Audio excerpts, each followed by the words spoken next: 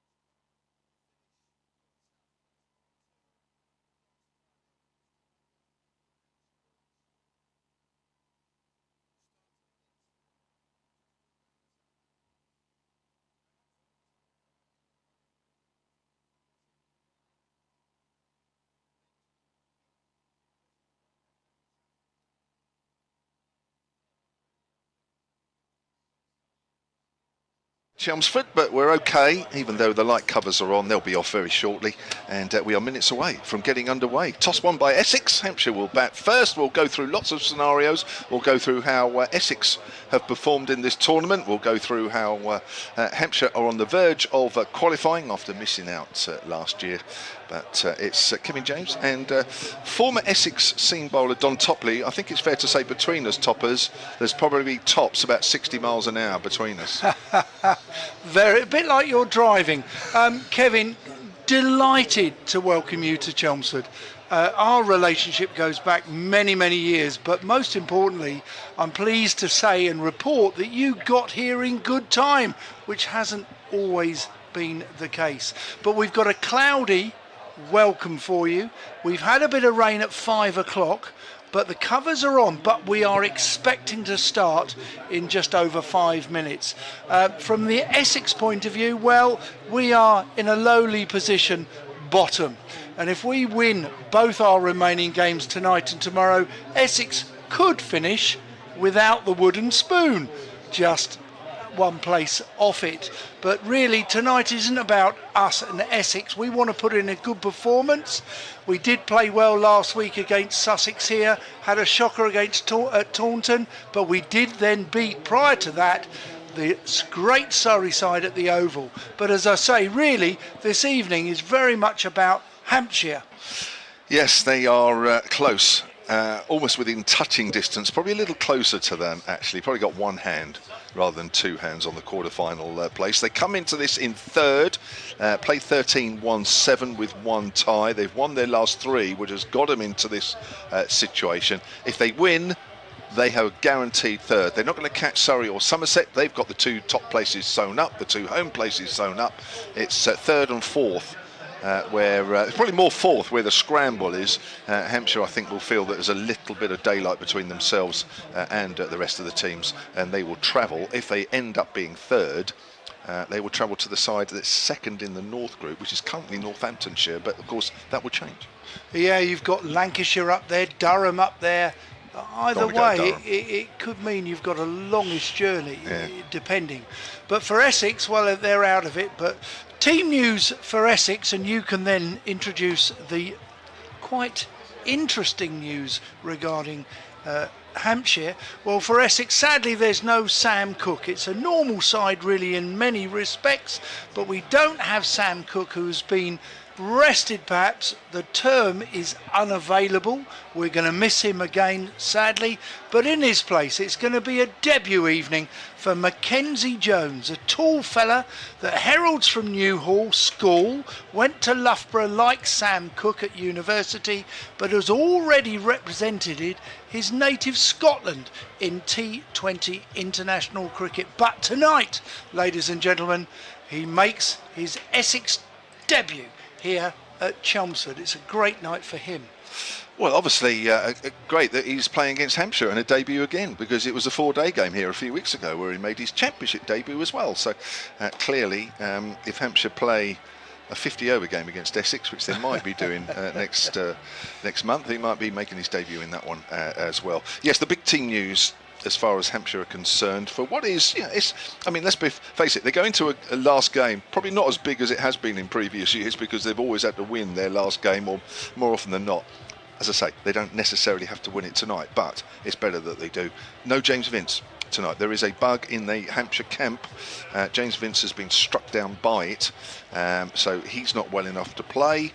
I'm told Hilton Cartwright is struggling a bit. Interestingly, Hilton Cartwright came up on his very own, because you probably saw earlier, I did a little interview with Liam Dawson. You did. And he arrived at that moment, and it was confirmed that you suggested that he was changing slightly outside the dressing room, but he drove up on his own.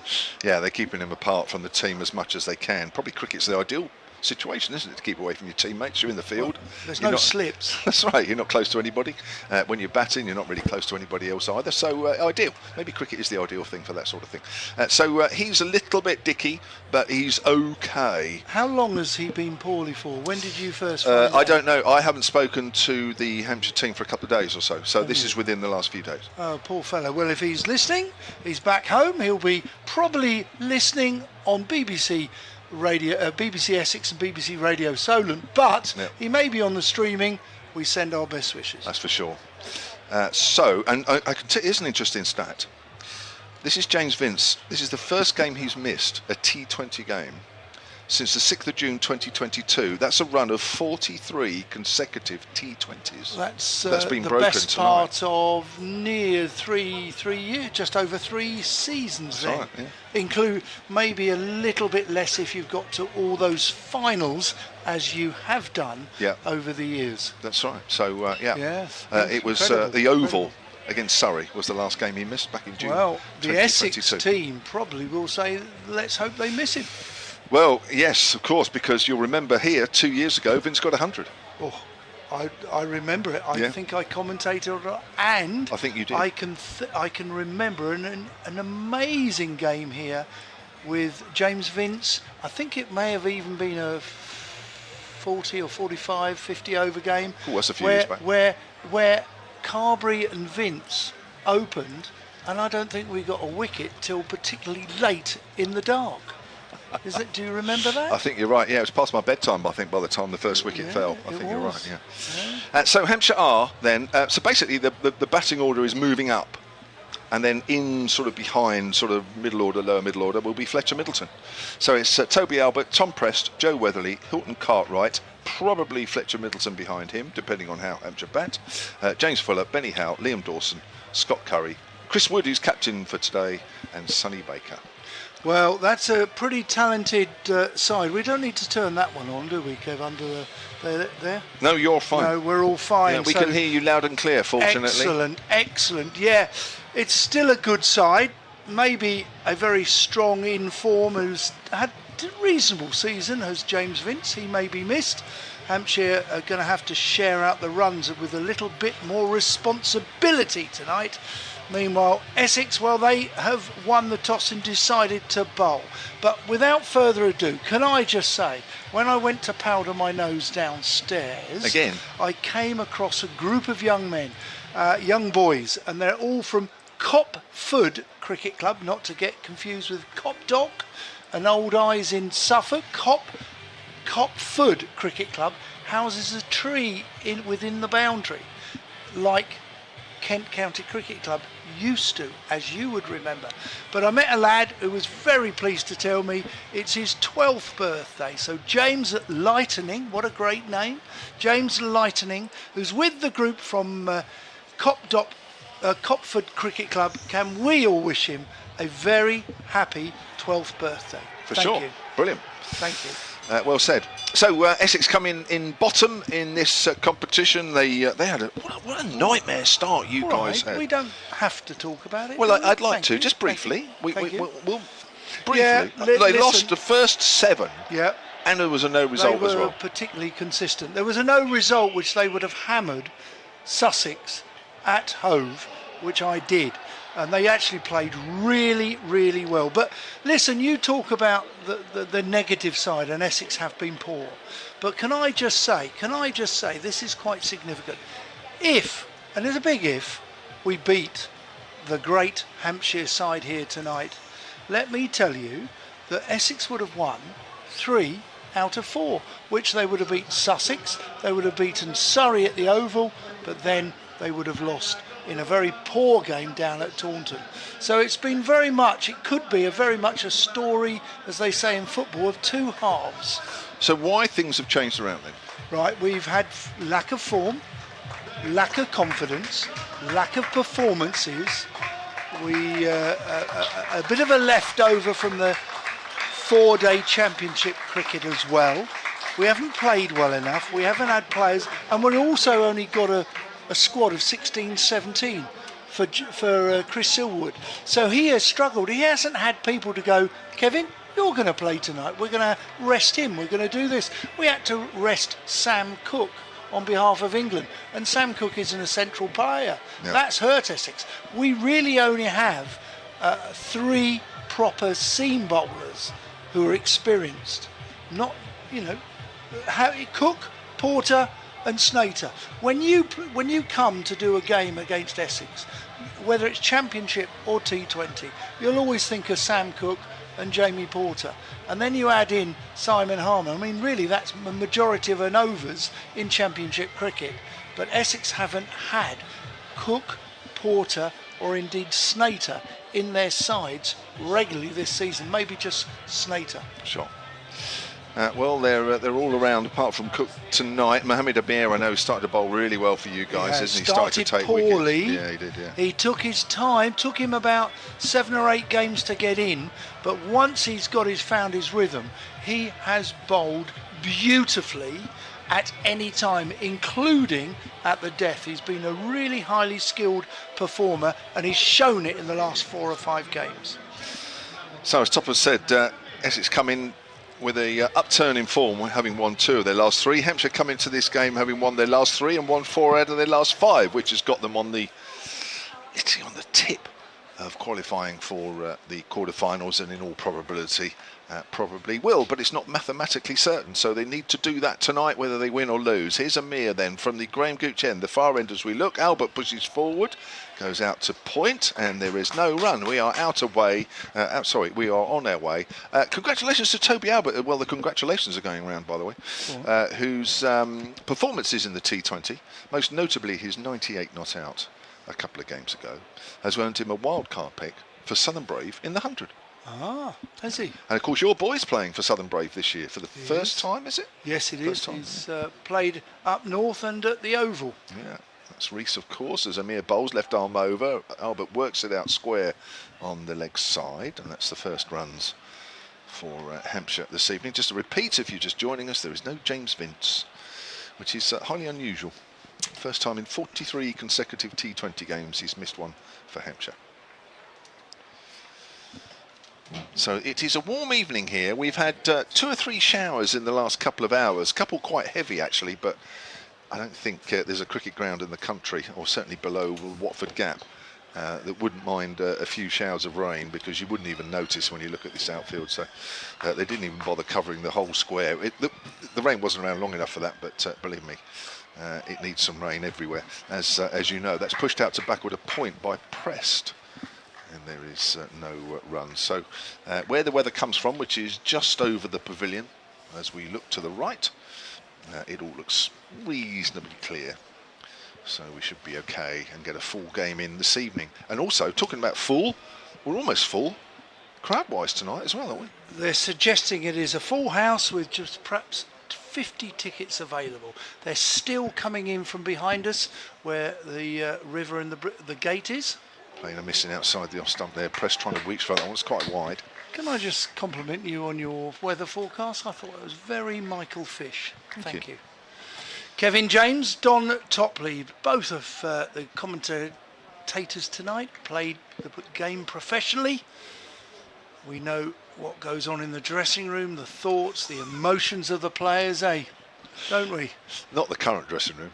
Not the current, but we were once part of that prestigious dressing room. Press gives himself some room, hits it out to point, fielded by Noah Thane, one of the promising young players in the Essex lineup, playing just his 8th T20 game tonight. Yeah, Cambridgeshire Pathway came to our festivals back in the day. Your personal one, isn't it? Yeah, that's right. The Minor Counties Cricket Festival, the MCCF, which is going to commence Monday the 28th, and visitors are most welcome. We have 12 teams at under 12. Press drives on the up. He's got it past Harmer at mid-off, not with enough power to take it over the rope. Almost, though. There are always short boundaries here. But Prest will pick up 2, and at the end of that first over, Hampshire are 3 without loss, having lost the toss. Yep, Essex won and bowled, and Michael Pepper, as we talked about him the other day, another Cambridgeshire Pathway, came on the festival, a little older, and has recently been acknowledged and got into the odd England white ball team. He went to the West Indies last autumn, didn't play, but actually was involved in the 50 over competition and T20. But another young man is Charlie Allison, who went to the Royal Hospital School, also played in the festival. So Essex have got 3 very fine youngsters.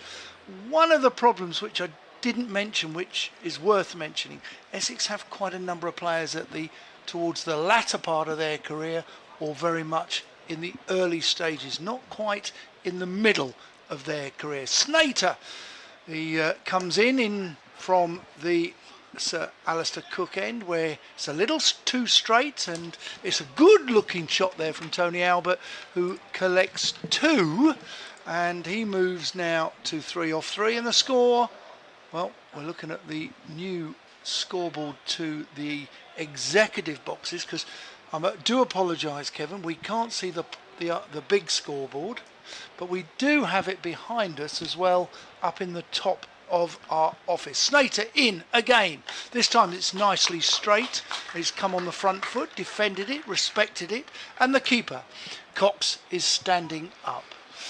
Just under 400 runs for Toby Abbott in this year's competition. Of course, that 98 not out a couple of games ago helped that. That was, again, I think that was at Merchant Taylor School. Against Middlesex. You caught me on the hop. You remember it was a good knock, No, it's Glamorgan. Glamorgan At the Utilita. Right, Snater turns. He's running away from us. The lights are on. It's quite grey. This is down the ground, and it's gone over mid-off, over the captain Simon Harmer, and all he could do is go and retrieve it from deep extra cover. The shot was on. It was quite well pitched up. He got it over mid-off, and he get himself 4 runs. Albert moves to 7.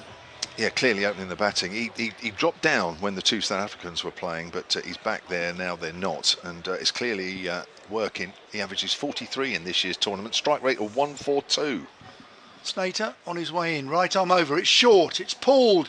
It's going to go down to find leg, where there is just the 1 run. It finds the fielder on a couple of bounces. Good shot. Easy cricket for Hampshire. Score moves to 10 without loss.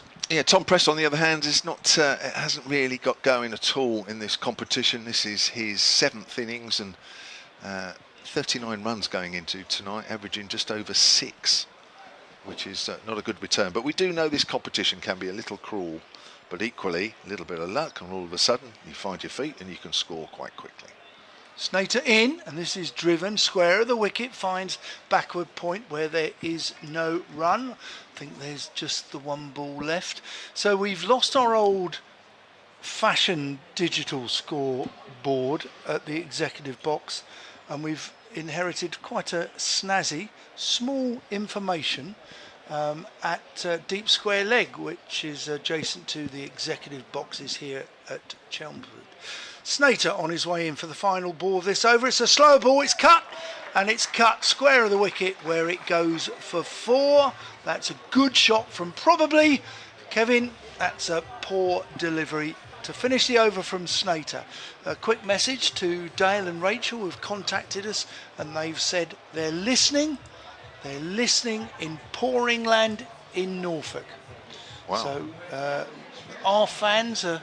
Pouringland? Pouringland. Right. It's just short of Norwich. I think it's up the A140 and you turn right. Sounds like it's constantly raining there. No, it's very dry. Is it? In both senses of the word. Okay. Up there. Mohammed Amir continues. First over went for 3. Hampshire 14 without loss after 2. Just to remind you, a win tonight for Hampshire guarantees them 3rd spot. That's where they are at the moment. And they will go first week of September, those quarterfinals, by the way. Yeah, I don't like those then. Not ideal. As Amir comes in, left arm over, bowls. Albert drives. Again, it goes out to point. And again, that man, Noah Thane, is fielding. Not just to say why the reason I don't like it is that we get dew that arrives. And quite often those quarterfinals in the first, second week of September are defined or determined on the toss, because if you win the toss you end up bowling because the team batting second has to face the damp ball. Slower ball. Albert waits, hits it up to mid-on, runs a single, 15 without loss. Yeah, all sorts of things come into play, whereas this time of year, of course, it's played, don't it? I do think we've got it wrong. We need to play the quarter-finals and indeed finals day earlier in the season. That's my honest opinion. Well, I think there's one or two things. Well, there's one or two things being discussed, and I think will have to be finalised very shortly, isn't there? There's talk about what's happening with the championship next year. I'm hearing that there's not even certain about relegation yet. As all sorts of things are being discussed, as that's turned away square on the leg side by Preston. He moves on to 7, 16 without loss in the third. So you've got that, which of course would probably affect Essex more than anybody at the moment in time. There's talk about, you know, a couple of less championship games. There's talk about a couple of less T20 games, and then others are saying, well, hang on a minute, we're putting this to our members, and they're now saying that we don't want that. So I think they've got to sort it out pretty quickly, as I understand it. I sense there could be a winter of discontent. Yeah, but they've got to sort out who goes down and who stays up there, as that's pushed out towards extra cover. There's talk about 3 divisions in the T20. Yeah. I mean, involving possibly anyone else as well? Do you well, think? I don't know that. I mean, there's so much things being discussed, but I don't know about you. I know you got your ear to the ground. I certainly have in certain areas, and you hear conflicting things from different people, and then those views change week to week. But the ECB have got to sort it out pretty quick, haven't they? Very much so. I think it's there's an element of it's unsatisfactory. It is. Round the wicket this time. Quicker ball. Albert drives up to mid-off. Harmer allows it to bounce, come to him, and Albert picks up a single. Very aggressive stuff here from Albert, not just aggressive with his shots, but aggressive between the wickets. 17 without loss. And of course, if you're win Division 2, which currently I think Leicestershire are doing all right, Derbyshire is somewhere up there, you know, imagine if you won it and you didn't get promotion.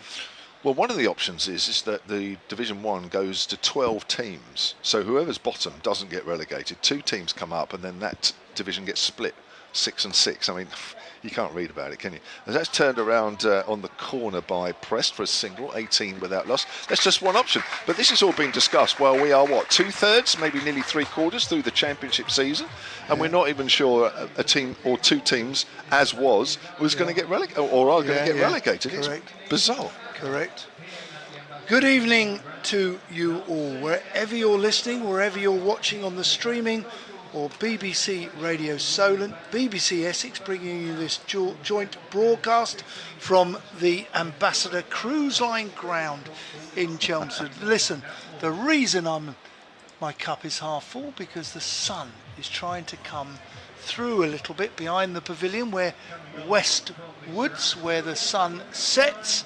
So that's the good news. And the other bit of good news is the applause for Mackenzie Jones, who, making his debut, he's got the ball in his hand. And he comes in, and this ball bounces. This fella is tall.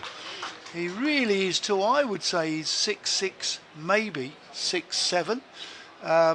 He heralds from New Hall School and went to Loughborough College, which Sam Cook also went to Loughborough College. So, Jamo, we've got an intelligent graduate bowler. My word, wasn't like that in our day, was it?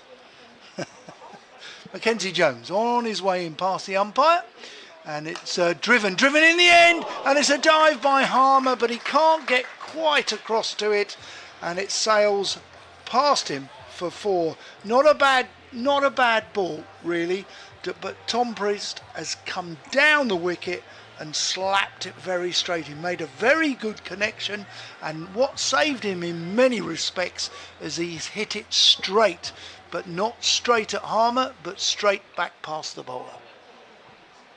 Impressed with that shot? Always. Mackenzie Jones. Now, what's his reply going to be? It's a very good shot as he's gone down. He's gone down over sort of to off stump, and he's scooped it. Just made a very good connection. It did go high, but it's a short boundary down to fine leg, and that is a good shot for 6. That's gone into the garden. It's gone over the stand.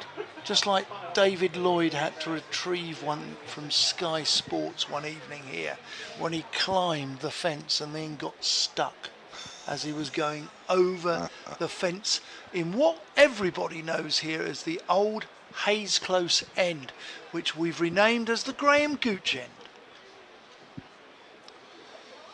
Had to be, really, didn't it? Graham Gooch end and Sir Alistair Cook ends, they're pretty formidable ends, aren't they? Aren't they just? Mackenzie Jones comes in, bit of a decent bound in his action, where this time it's Priest actually mistimes it, goes into the floor, but it goes into a gap, and he calls his partner Albert through for a single. Smart cricket still. I got a very rare text from my brother the other day, actually. Oh, did you? Well, Do we you don't not text speak each to other. him often? Well, we do a little bit, but not as much as we probably should. But it's not like we don't talk to each other. We do, but we just probably don't do it as often.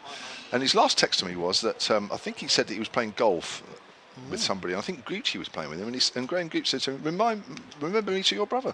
This time it's cut, and there's a misfield. They look for a single, and Albert gets back. He called. They look for an overthrow, but alas, there won't be one. I'm going to say Essex did quite a good job defending that ball, because they stopped it going for 4. They looked for a single, and it ended up being a long dot ball. Sorry, I interrupt. No, that doesn't matter. No, I was quite Your chuffed, brother, actually. he was Well, playing- he texted me saying that. Who played better? Was there any money on No, it? he didn't. It was no more than saying that apparently Gucci said, "Oh, remember me to your brother," Oh, which I thought was quite nice, really, because it's been a while since I've spoken to him. Quite Really? a long He time. could be here tonight. Mackenzie Jones forced off the back foot. Good shot there from Tony Albert, but it's a misfield, and it's collected very well by Shane Snater, I think, at backward point. And that is the end of the first over of Mackenzie Jones in his T20 career. So tell me, Graham Gooch, you would know him very well. Well, reasonably well. Well, I bowled Many against him times enough. Did you get him out a few times? I'm Come on, not you- sure. yeah, I'd have to come look on. it up. But I know. You Listen, would know. no, I wouldn't. Wouldn't no, I you? wouldn't. No. I would know if I got Gat out, Gow Well, I know out. you do, but you're that sort of person that all knows bowlers that know still that. studies their dismissals 50 years on. Yeah. You do. I'm not one. I'm not one like that. I can look it up. Are I'll you try and look it really up. a bowler that doesn't remember many? No. Did you get Viv out, Uh, Kevin? I can't remember. Honestly, Really? can't remember. I remember both Viv and Gucci scoring loads of runs when I was bowling. I can remember that. But I'd have to look that up. Who have we got here then? We got Noah Thane, haven't we? No, We have yes, Noah we have. Thane, correct. And immediately he's being greeted with a 6 over his head from Tom Prest. What a lovely shot that was from Prest. It's lovely. It's really nice for him because he has been struggling in this competition, as I mentioned. Sometimes when you'd think, well, actually he's been promoted up the order, and you think, well, why would a guy who's not got any runs in this competition be promoted up the order? But sometimes that's the best thing that can happen, because you're batting in the power play, you've got a free rein, only 2 players outside the 30-yard circle. If you hit it in the air, by and large, it's not going where anybody is. Correct. And you don't have to sit around worrying That's right. for your turn Just to get bat. straight out there. That's Get right. out there and get on with it. A lot of openers like that, don't they? They do. Prest on 25, 37 without loss at the start of the 5th. It's a full delivery. Prest trying to work it on the leg side, gets a slight leading edge. You will know this with all your experience. You played the game for such a long time. Noah Thane is a really good young cricketer, but he's making his way. He's not going to be able to impact games straight away. He's got to learn his way.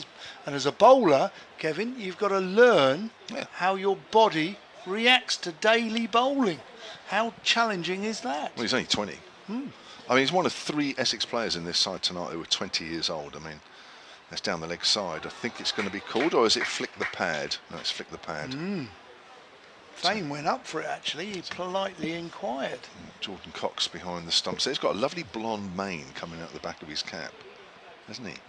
It reminded me a little bit of Ian Pont in the 1980s. Pont. Slightly long. It's got a slightly longer back. Hence, you see the blonde locks. God, I'll tell you what, just watching that on the replay, that's very wide. It must have just flicked the pad.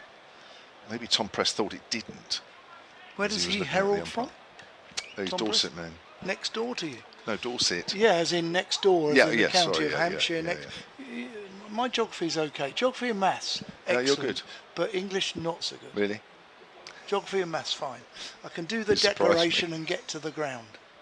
37 without loss, halfway through the 5th. Short, and Prest, I dinged him. think, has got hit on the helmet. Has he got an edge onto his helmet? They're claiming a caught and bowled. The physio will come on, and we'll have a break in play. Very comfortable with that. He sconned him on the helmet, and it ballooned up in the air. If it had been a bat, it would have gone a little bit higher, I sense. So I think that was a very good call. The physio's running on as we speak. He's going to... The helmet is off. It's been put on the floor along with his bat and gloves. He looks okay, but we have a protocol here where he has to go through a series of questions. Yeah, I'll tell you what, that was good bounce. That was good bounce from the youngster. And it surprised Prest. Got a little big on him. It was interesting watching the replay, actually. Some of the people in the crowd actually were raising their hands there as if to say, he's got him, which is not the best, but yeah, he's just going to have a break here. It just takes a bit of time just to, unlike from a few years ago where literally he just got on with it. By now, we'd have had the next ball. We would have. So we're going to have a little break here. Essex are having their drinks. The physios being very respectful with the Hampshire opening batsman. So Vince isn't playing. Who would have normally opened with Vince and Vince? Albert. And Albert. Yeah. Priest would have been... Prest would have been, well, he's been batting... Yeah, he's been batting 3, actually. Has he? Okay. Yeah, so Okay. basically everybody has moved up one, with Fletcher Middleton slotting in somewhere in the order depending on how the innings He's goes. come in as Vince's replacement. Fletcher Middleton is the son of a former Hampshire cricketer, Tony Middleton. Who you have played against? I would have, yeah. And I spent a winter. How many times did you get him out? A few. Yeah, I knew you'd know. Court Gully a few times. Was it? But let me just tell you, Tony Middleton and I played against each other in South Africa, where he was part of I think he was part of the South African police force in Durban. All those years ago, in the 80s, yes. Okay. But tell me about Fletcher Middleton. He will come in 6-7. Well, yeah, as I say, depending on how the innings goes. I mean, does he play a few more shots than Well, he's Dad? only played 2 games, so it's a little difficult. I mean, he's the opening batter in 4-day cricket, so is he? Yeah, right. Like his father. Yeah, that's right. And the fact that he's only played 2 matches gives you an idea that he's not actually a main T20 player, but he's a correct player. And sometimes they've got their value in T20 cricket. But good technique, I like it. Yeah. So we're going to be all right. Sunshine comes out. There's some shadows on the ground here at the moment. But yeah, that was a full strike on the helmet from Thane, who's running in from just inside the 30-yard circle. Is it me or you? I can't remember who's over. It's me over. Thane, right arm over, bowl, slower ball, fuller, and it's worked on the leg side by Prest, who moves on to 26 from 17. Well, I'd like to think I'm a lovely host. Oh, we've got some guests in the commentary box today. Yes, from Essex County Cricket Club officials. They're listening to us. Good evening to you both. Fletcher Middleton. Yes. I'm interested to see how he plays. Is he a modern day player? Because how much do you think you're going to miss James Vince? Any side would. Here's Thane, bowls, and he follows Albert as he tries to give himself a bit of room. He goes back to the bowler, end of the over. We've had 5 overs, 38 without loss. How much would any side miss James Vince? You said he hasn't missed a game for the best part of 3 seasons. Yeah. I think he's just missed some championship cricket this season because of some issues where he was happy to not emigrate, but to move out to Dubai. Lives in Dubai now. That's right, yeah, incredible. So he's just playing T20 cricket. Is he? Right. So, which is a shame, but it's what he's decided. But I mean, listen, he's always up there. He's the T20 Blast's highest run scorer since it formed in whenever it was, 2003. He's 4th on the list this year.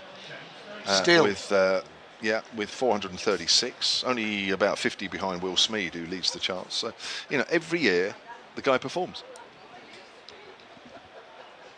Snater comes back into the attack. He opened up from the Sir Alistair Cook end and he continues now. This is down the ground and that's quite well pitched up, but it's been hit by Tom Prist straight back over Simon Harmer, and all he can do is go and retrieve it from deep, long off. What a good shot. Got his eye in, hasn't he? I have to say both these players, without putting the kiss of death on them, I think have started really well here. Started very strong. They've been selective with the balls that they've hit in the air. They've hit well. A lot of the balls they hit in the middle of the bat. They've run well. This has been a strong opening from 2 youngsters. There's a rainbow just to our left. In comes Snater. This is more of a length, but it's had the same treatment. It's going to bounce once into the Tom Pearce stand, the river stand where we're commentating from. and Paul Walter retrieves it from somebody beneath us in the stand. So listen, that wasn't quite a half volley, that was a length ball that's gone straight over Paul Walter at mid-on, saving the one. Normally the shot over the top here straight, it's not an easy one, is it? I mean, that's a super shot. Snater, what can he do now? This time it's a full toss. He's tried to bowl full, and that's gone for 4 very quickly through extra cover, and it's split really. The extra cover that's a little bit squarer. Simon Harmer at mid-off, and Hampshire have collected their 50th run in the 5.3 overs in just 24 minutes. Yeah, well, I mean, that shot over the top ball before has really put Snater under pressure. So Snater's tried to go full, he's just overdone it. So the pressure is on the bowler here, simply because Prester's played a superb shot. It was just a link ball. For me, Snater should just carry on bowling link balls. What's he going to do? Snater, it's short, it's bounce, and it's gone through. It was wide, not given wide, was wide of the batsman. He's missed it, and the keeper standing up has collected it quite nicely, and strangely, it's an Essex dot ball. I'm not joking, I was looking over deep square leg for 6 there. He's really missed out there, Prest. It just bounced a fraction. And that's what happens here, isn't it? You get that Especially bounce up from the hill. short of a length here. Just up the hill. Yeah, it's unique. You would have bowled that in, Kevin. Yeah. Oh, that's my a bouncer, God. that's a wide. He's done well to stop that, the keeper. Jordan Cox really has done very well. And the umpire, who heralds from this parish, has suggested that's one for the over. Snater's just trying to mix it up too much here.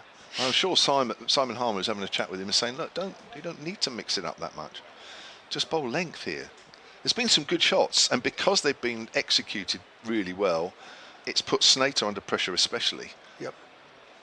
And you know what that's like if you go for a boundary early in your over, you're recovering it. You're trying to claw it back. Snater bowls very full, clipped into mid-wicket. Thane does the fielding. Still not completed the over just yet. There's one more ball to go in this power play, which has been quite impressive. Essex have not got a wicket as yet. No, it's been a good power play. It really has, whatever happens now. 52 for no wicket. Snater turns, he's going up the hill away from us, past umpire Bainton. This is full on the leg stump, which goes out to Noah Thane at mid-wicket. He stops it, the end of the over, but Hampshire have got another single. They complete their power play, so after 6 overs, Hampshire are in good position at 53 for no wicket. Now, right at the start, we were talking about Hampshire and the scenarios to make sure they need to go through to the quarterfinals. One of them was that if Sussex win both their last 2 games, then they're in with a shout. But also, not only do they need to win both their last 2 games to get level on points with Hampshire, assuming Hampshire get no more tonight, then Sussex would need to win both their games well. Well, they've beaten Gloucestershire at Cheltenham. That match started a little earlier because there's no lights at Cheltenham. Gloucestershire made 185 for 5 off their 20 overs. Sussex got there with off the very last ball for 6 down. So that is not really going to increase their net run rate at all. So I am almost going to say now that Sussex are out of it. Luke Benkenstein. Leggy into the attack. It's gone out to backward point on the boundary where they take a run. Sorry, I've nicked your over. No, that's fine. No, that's Luke fine. Benkenstein, the leg spinner, the young man. Yeah, another of a trio of 20-year-olds in the Essex side from the Graham Gooch end. Bowl short, pulled away by Prest in the air, but safe, wide of mid-on, but he won't get it over the rope. Didn't quite get it out of the middle of the bat, but he'll pick up 2, 56 without loss. So I don't know what the equation is, but Sussex tomorrow night need to win their last game by an amazing margin. Do you know who they're playing? Surrey. Yes, Surrey they do. at home. That's right, they do, yeah. They do. There's a sweep shot from Prest, it's gone, LBW. And comfortable with that. Benkenstein has picked up his wicket. It's Prest to go for 41, just sweeping away at a straight delivery, 56 for 1. Looking to play quite fine. He's got his left leg quite a way across. I've got to be honest, the way he looked to play that, and when he got hit on the pad, I must say I was interested. We're commentating from really high up at third man, so we're not in line. But I have to say the look of the dismissals, as an ex-professional, you often look at them and go, well, that looks pretty good to me, and that one didn't look very good. You get an idea very much live with your naked eye. That looked pretty adjacent and quite good to me, and the umpire thought so as well. So well done, Luke Benkenstein. Yep, 11th wicket for him in this year's competition.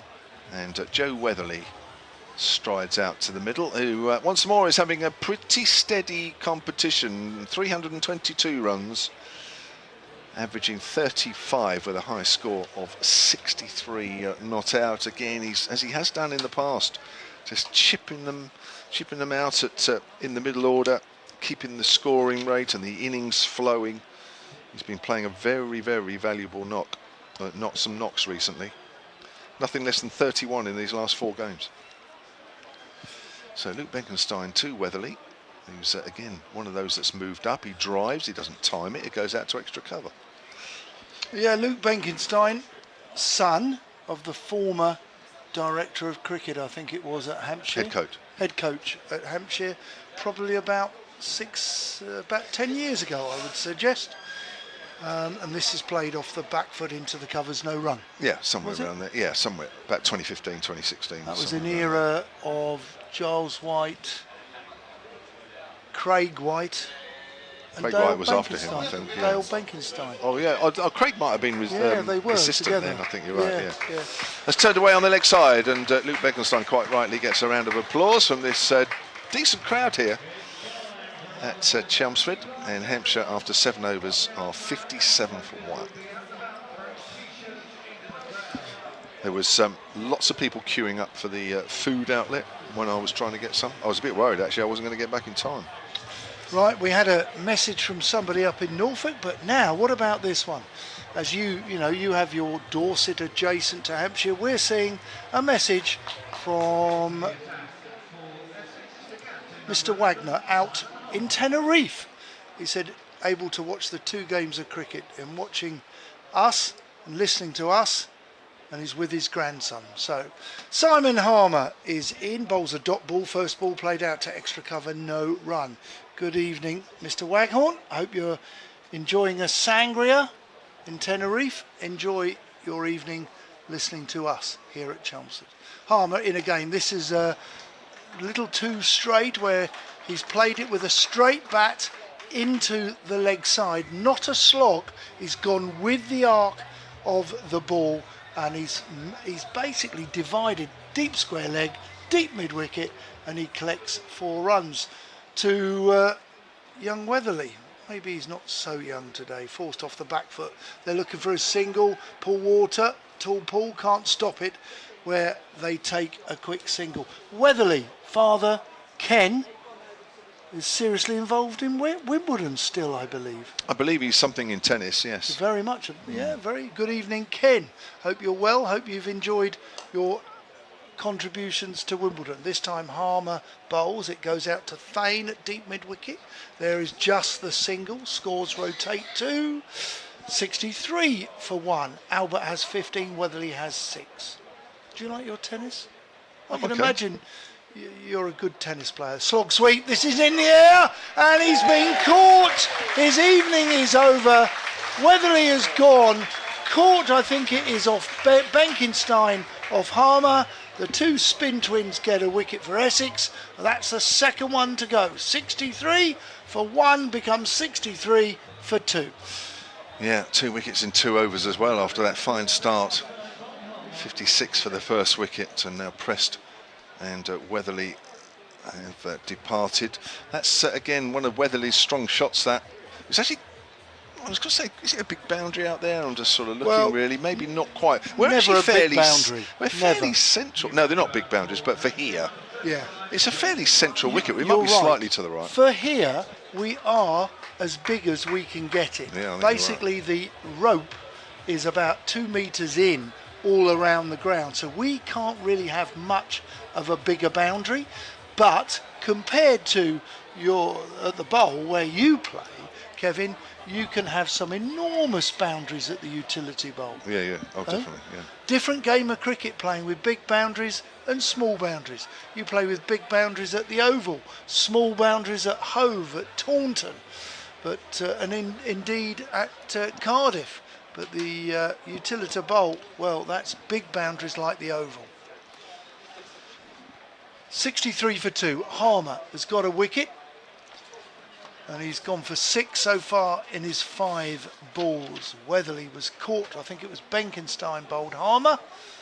And Harmer comes in round the wicket to the right-handed Hilton Cartwright. And this is played first ball off his pads through to deep square leg where they take a single. And that concludes the over.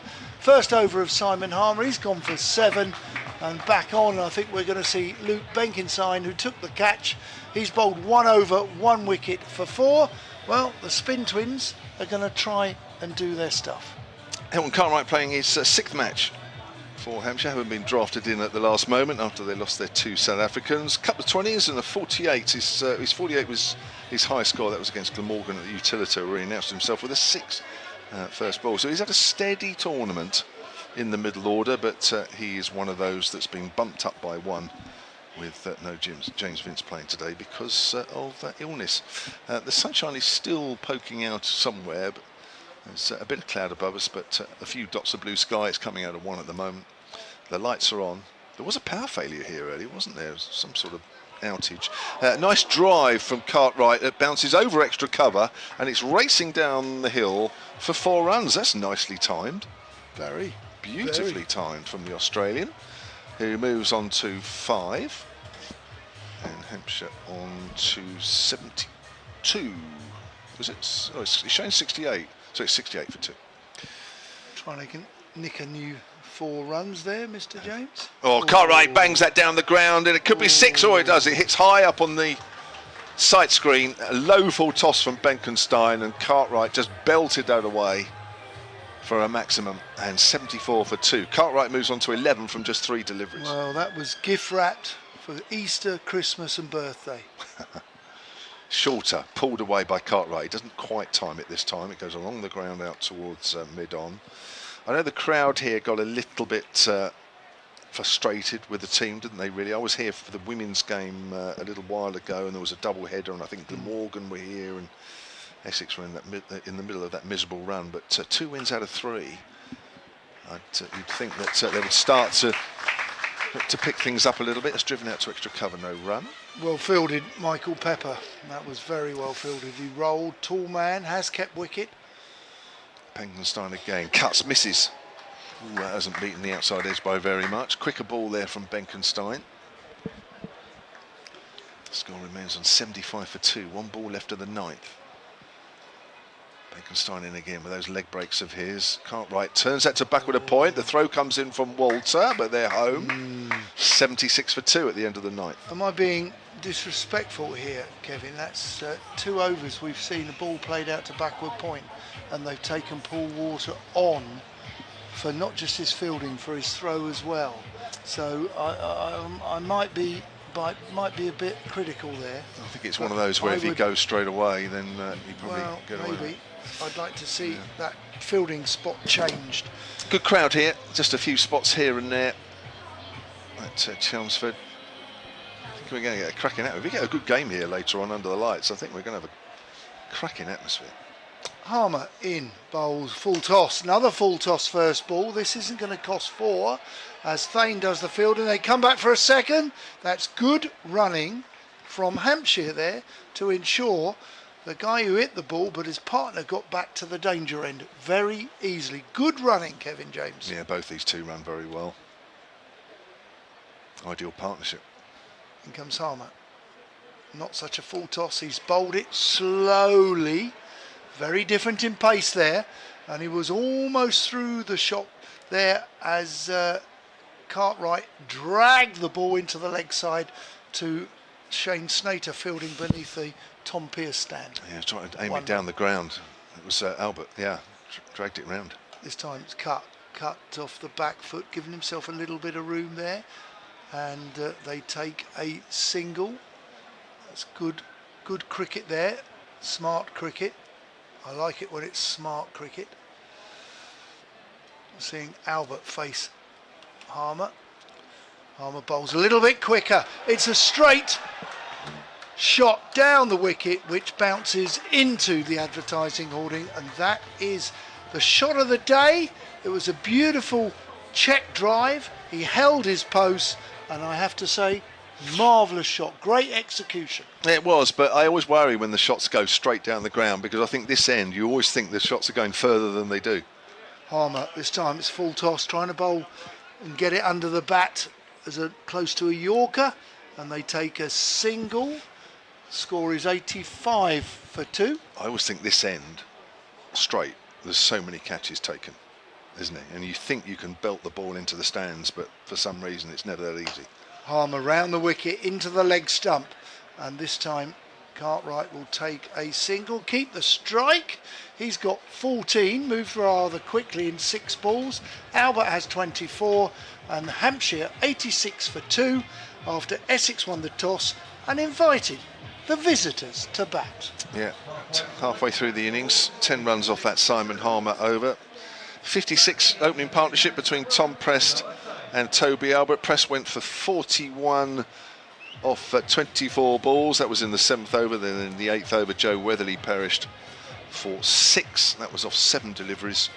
A wicket for Benkenstein and a wicket for Harmer. 2 overs, none for 7, Mohammed Amir, the left arm Pakistan seamer. Snater 2 overs, none for 26. Wow.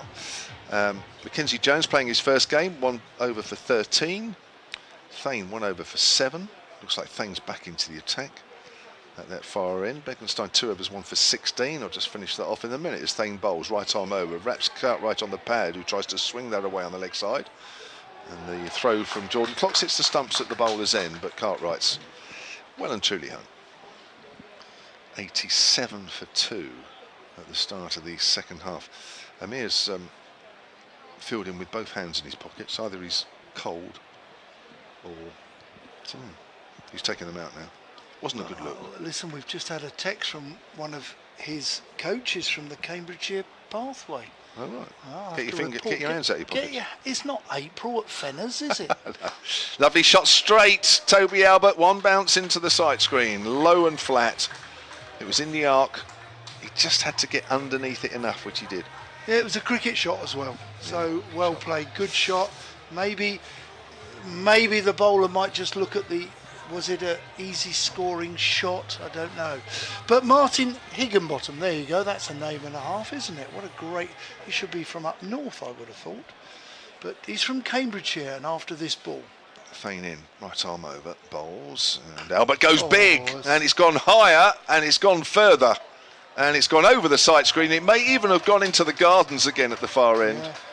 Hope there's not too many people out enjoying barbecues over that area tonight. As they say in tennis, new ball please. But Martin writes in, it's interesting, he was enjoying our little chat about the MCCF. 3 Essex boys are playing in this, but he was saying enjoying listening to about the RHS tour. We, Cambridgeshire, have another player that has been coached at Cambridgeshire who played in the festival some years ago, Nikhil Gorantla, who has just signed a 2-year deal with Surrey. Okay. So congratulations to that young man, Nikhil, because he's just started his pathway and it's a steep learning curve. Good luck to him. Thane to Albert then, comes in again, low full toss. Albert works that up to mid-on. Should be only a single if it's picked up cleanly. 98 for 2, and Albert moves on to 35. Simon Harbour, just to complete those analysis, 2 overs, 1 for 17. Yep. And it's your baby, isn't it, that festival? 25th year. So thank you for writing in, Martin. Cambridgeshire under-12s will be there. As I said, Noah Thane, Michael Pepper played in it years ago. And you saw I did a lovely interview with Liam Dawson earlier this evening. Yeah, you did, yeah. Thane in again, low full toss down the leg side, that's a wide. 99 for 2. Yeah, you did. It was a very long interview, which got interrupted, didn't it? It did, yeah. I thought it was you. I know you did. I thought I was doing the interview, I got halfway through it, so I'm about 3 minutes into the interview, and the announcer plays the music. requested apparently from Kevin James. No, you know that's not No? true. Anyway, so I had to do another take and another take because the music kept blaring out. Yeah.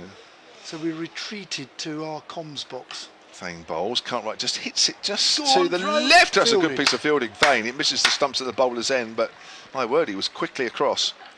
Cartwright, it would have been close had he hit the stumps.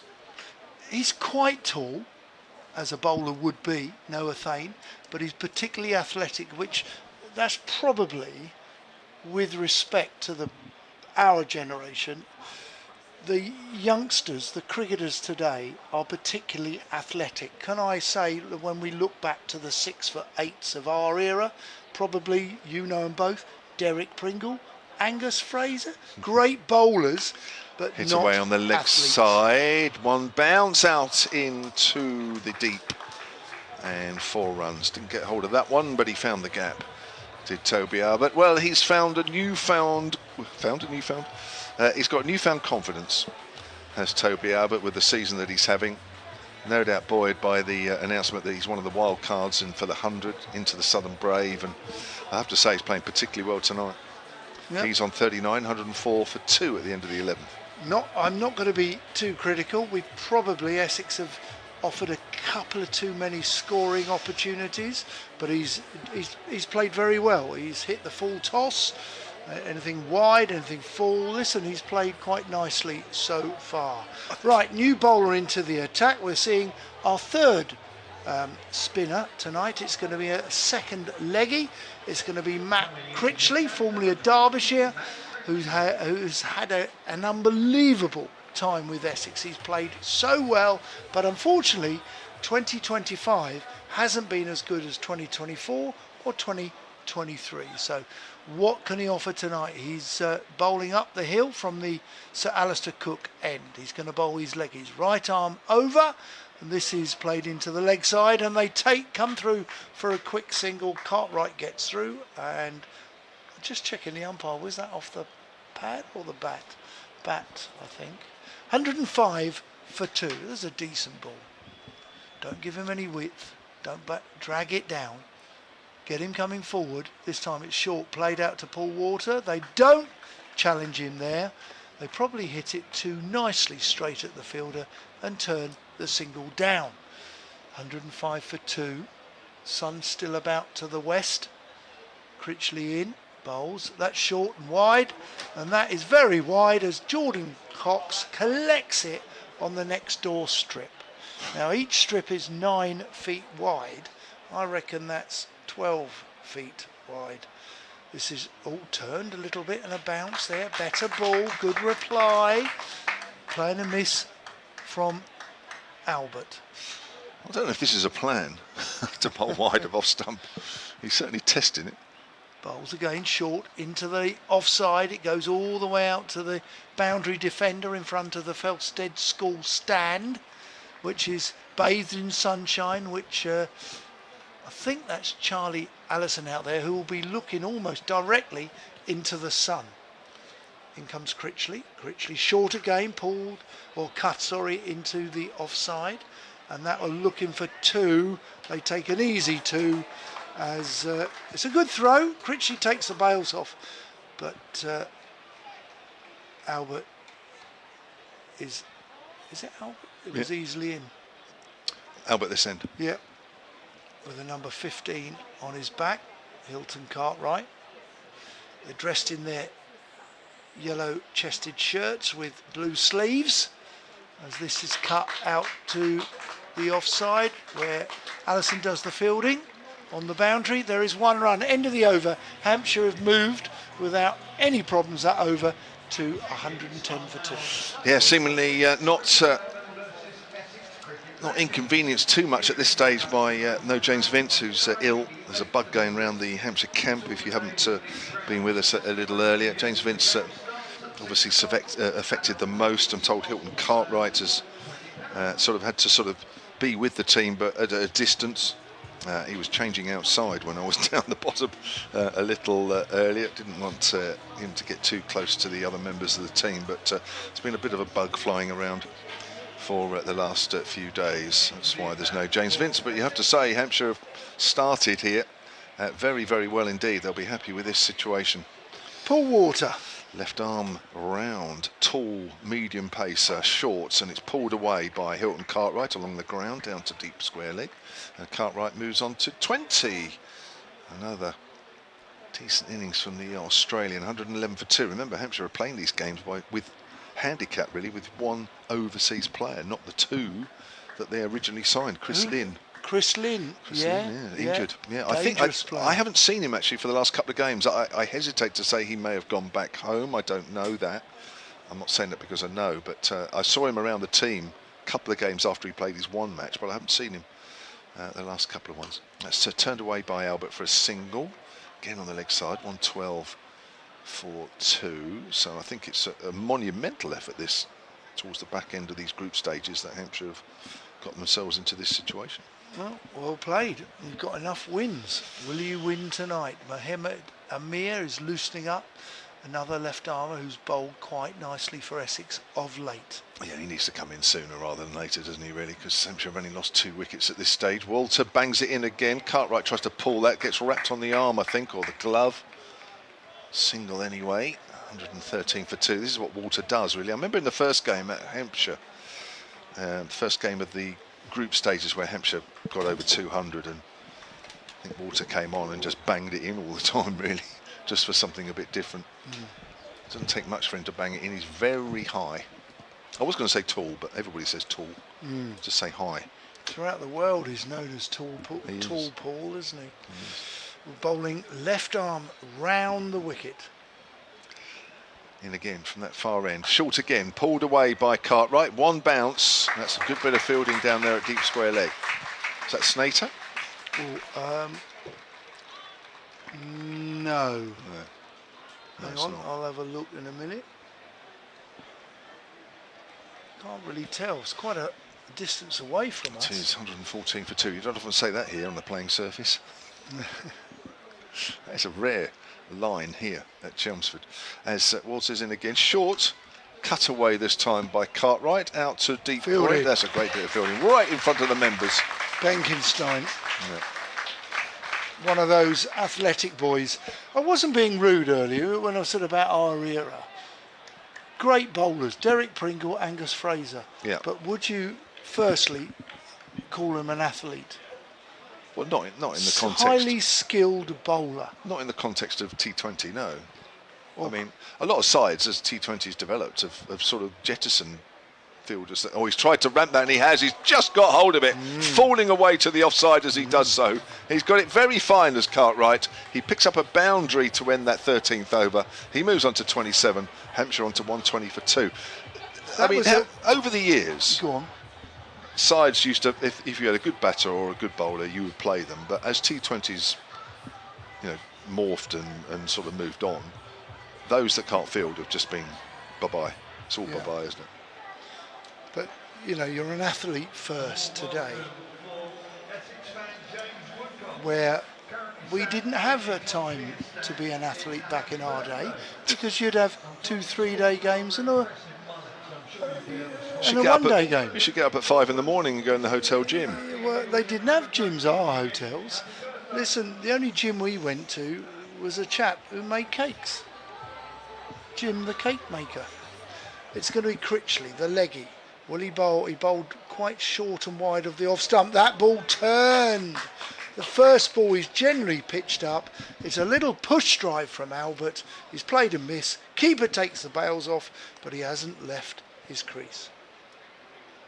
Critchley turns on his way in, bowls. Another play and a miss. Obviously a little bit of spin. We are seeing a wrist spinner. Essex's second wrist spinner. Who's your spinners tonight? Well, you've got the veteran who's just about to re-enter the Test arena, Liam Dawson. This time it's played into the leg side, and he takes it and covers the spin, and they take a quick single. Who else can bowl? A bit of spin? Yep. Well, Benny Howe. Oh, right. Yeah. Sort of bit of a mixture, isn't he? He does. I think he'll get the ball to grip a little bit tonight. Maybe not as much as Critchley, but... Critchley comes in. Nice action. That's in the air. Oh. Has it gone? Yes, it has. It's gone over the cameras, over the boundary, over the stand, and that is a big 6 that may have gone into the dual carriageway, which we know here at Chelmsford. It's called Parkway, on the way into town. Right. Has it gone that far? I think it's gone out of the ground. Has it not just gone into the river? No, the river's leg side. Ah, right. Leg side. This is pulled onto the boundary on the leg side. He's picked the length. He's given himself a bit of room by moving back as Cartwright, and he's beautifully executed that through straightish mid-wicket for 4. That was a poor delivery. The one that went for 6 or 12 was not a bad ball, really. No. It was a great execution.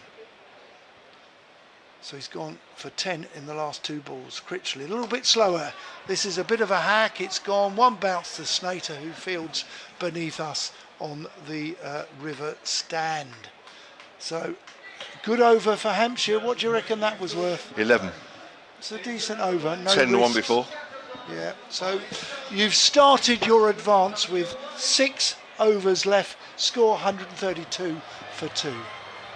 Yeah, and with 8 wickets in hand at this stage, my word, Hampshire can afford just to step on the gas a little bit more. Lovely email here from Ollie Arnold. Delighted for Tom Press putting in a good score. Watching this evening with my daughters. Tom Press' mum teaches my eldest cricket at St Michael's School in Wimborne in Dorset.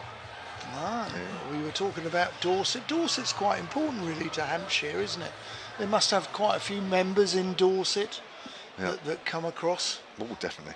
Here's Paul Walter then from the far end, round the wicket again. He's trying to hammer that away. Cartwright gets wrapped on the waist, and Walter's tried to do his best football skills there. Misses the stumps. Cox does well getting across actually behind the stumps. 133 for 2, and a nice one here from Jimmy Daniel. I said I don't know what's happened to Chris Lynn, but he says he was still at the hotel 2 nights ago eating in beefies. Thank you very much. Other restaurants in other hotels available. Oh, it's a nice hotel down there at one end of the ground.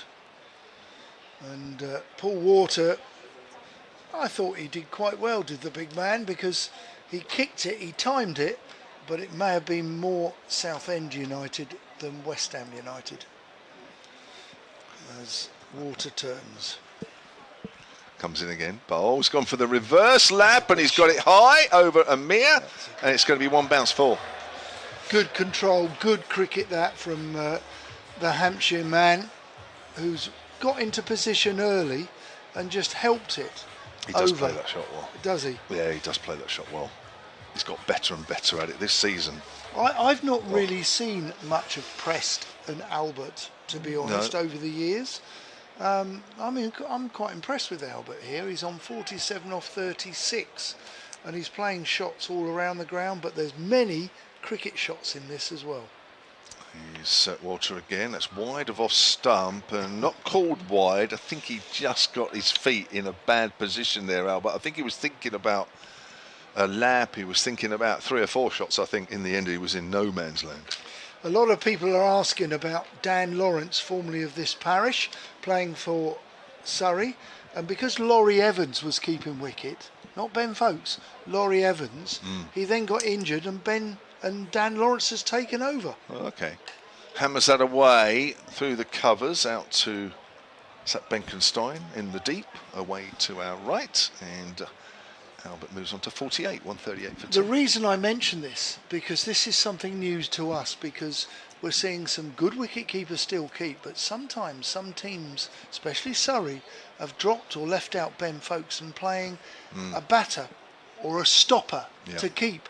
Now there's a stat after this ball which might surprise you, Kevin James. Look forward to it as Walter comes in. Pulled away, Cartwright, that's 6. Oh, and it smacked into the balcony. It might have even hit the French doors on the top floor of those beautifully designed apartments. Wow. And I'll tell you what, if they're in, and if somebody was trying to have a snooze, you're awake. They'd be having supper. I tell you what, that's toughened glass. That must have hit the glass. Really? Look at it. It's hit the frame.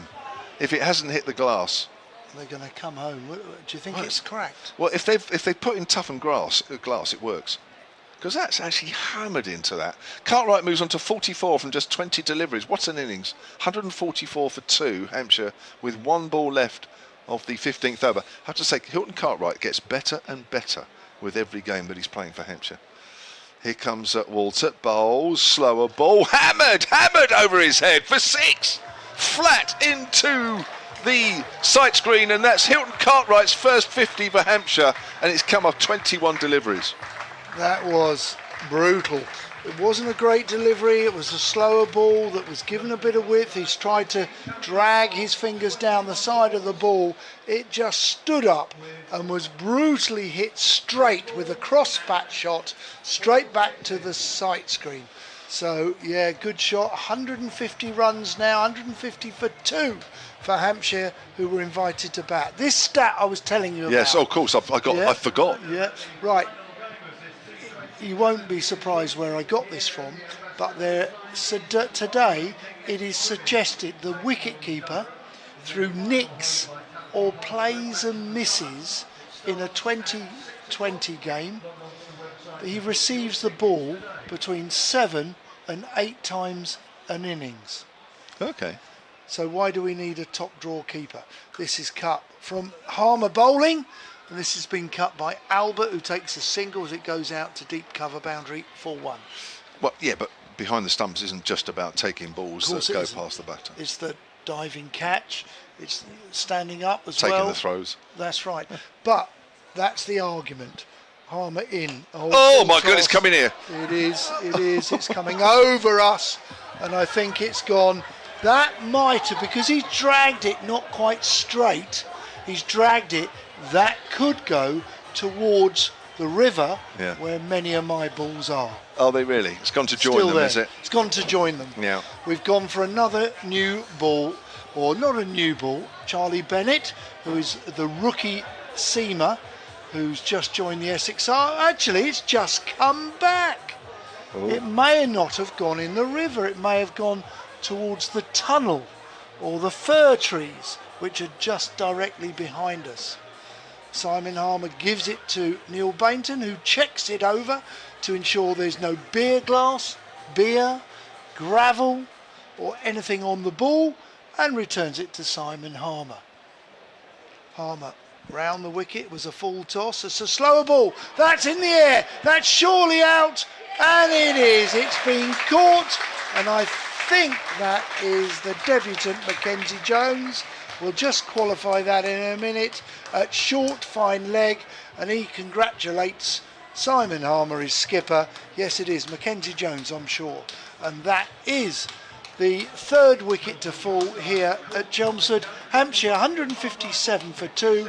And sadly, Hilton Cartwright has caught Jones, bowled Harmer for 56. Well, that's been absolutely terrific entertainment and a really telling knock as well from Hilton Cartwright. That ended a 95-run partnership between Albert and Cartwright. Just watching that again, he's way outside off stump and he's trying to drag it away on the leg side. Easy to say now, but I think he was probably replaying the shot in his head and probably could have smacked that over extra cover for 6, but I think he had it in his head to try and play on the leg side no matter what. Harmer, his second wicket, 2 for 24. Still bowling. It's just looking at it, 3 balls still to go in his third over. He's coming round the wicket, forcing, well, it will be Benny Howe to play in the leg side, I trust, where he will hope he will only give away singles. That 95-run partnership came in 8 overs.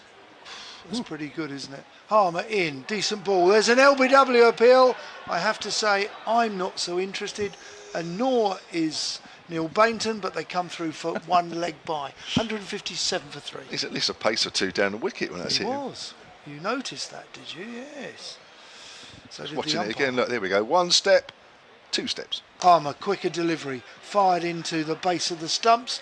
It may have been just a little bit full and a full toss, but good running there from Tony Albert, who runs to the danger end, well fielded by the athletic Shane Snater.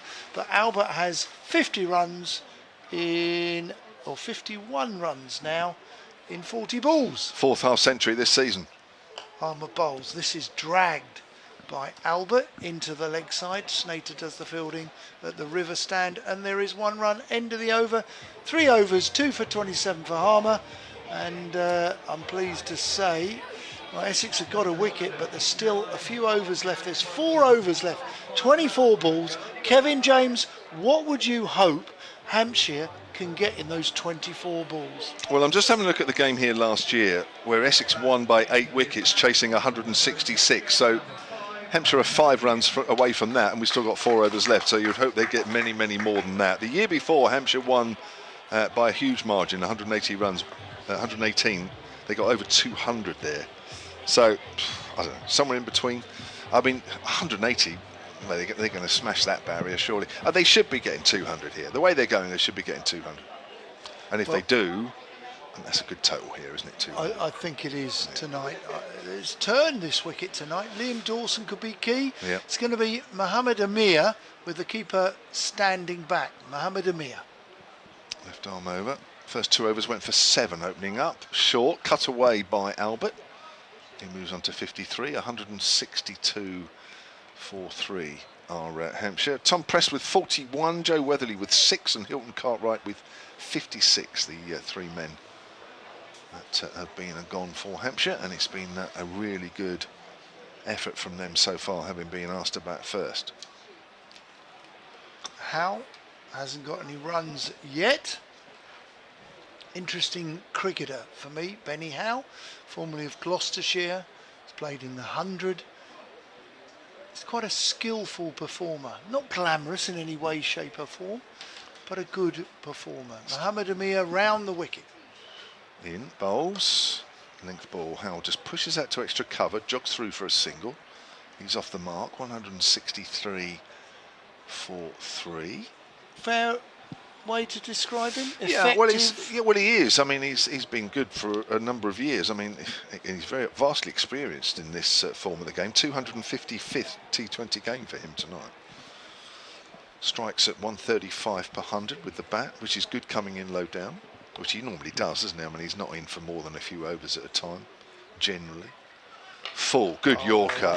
That's right off the bottom of the bat by Albert, who looks at it just to make sure that he's not got a crack in the bottom of that. That's almost a perfect Yorker, but well played by Albert. Yeah, it was. Brilliant skill there from Mohammed Amir, just to be able to bowl those Yorkers on call. I think the Yorker margin of error is smaller today than it was in our day. Is that fair? Well, the batters have got a lot bigger range of shots now, haven't they? Can find a shot for just about everything. Unlike that, short and slower, and it's bounced in front of Cox. Oh, and he's almost thrown. He's almost thrown the ball and hit Benny Howe, who was trying to complete the single.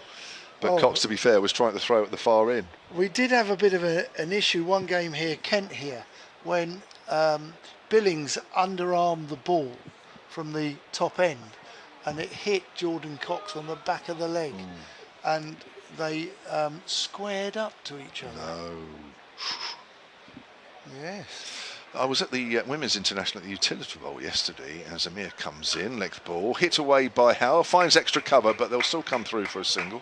165 for 3. A throw came in from the deep, and I forget who it was batting. It might be Sophia Dunkley, who was running through for 2, wasn't watching the ball, just making sure her bat got through, which she was comfortably.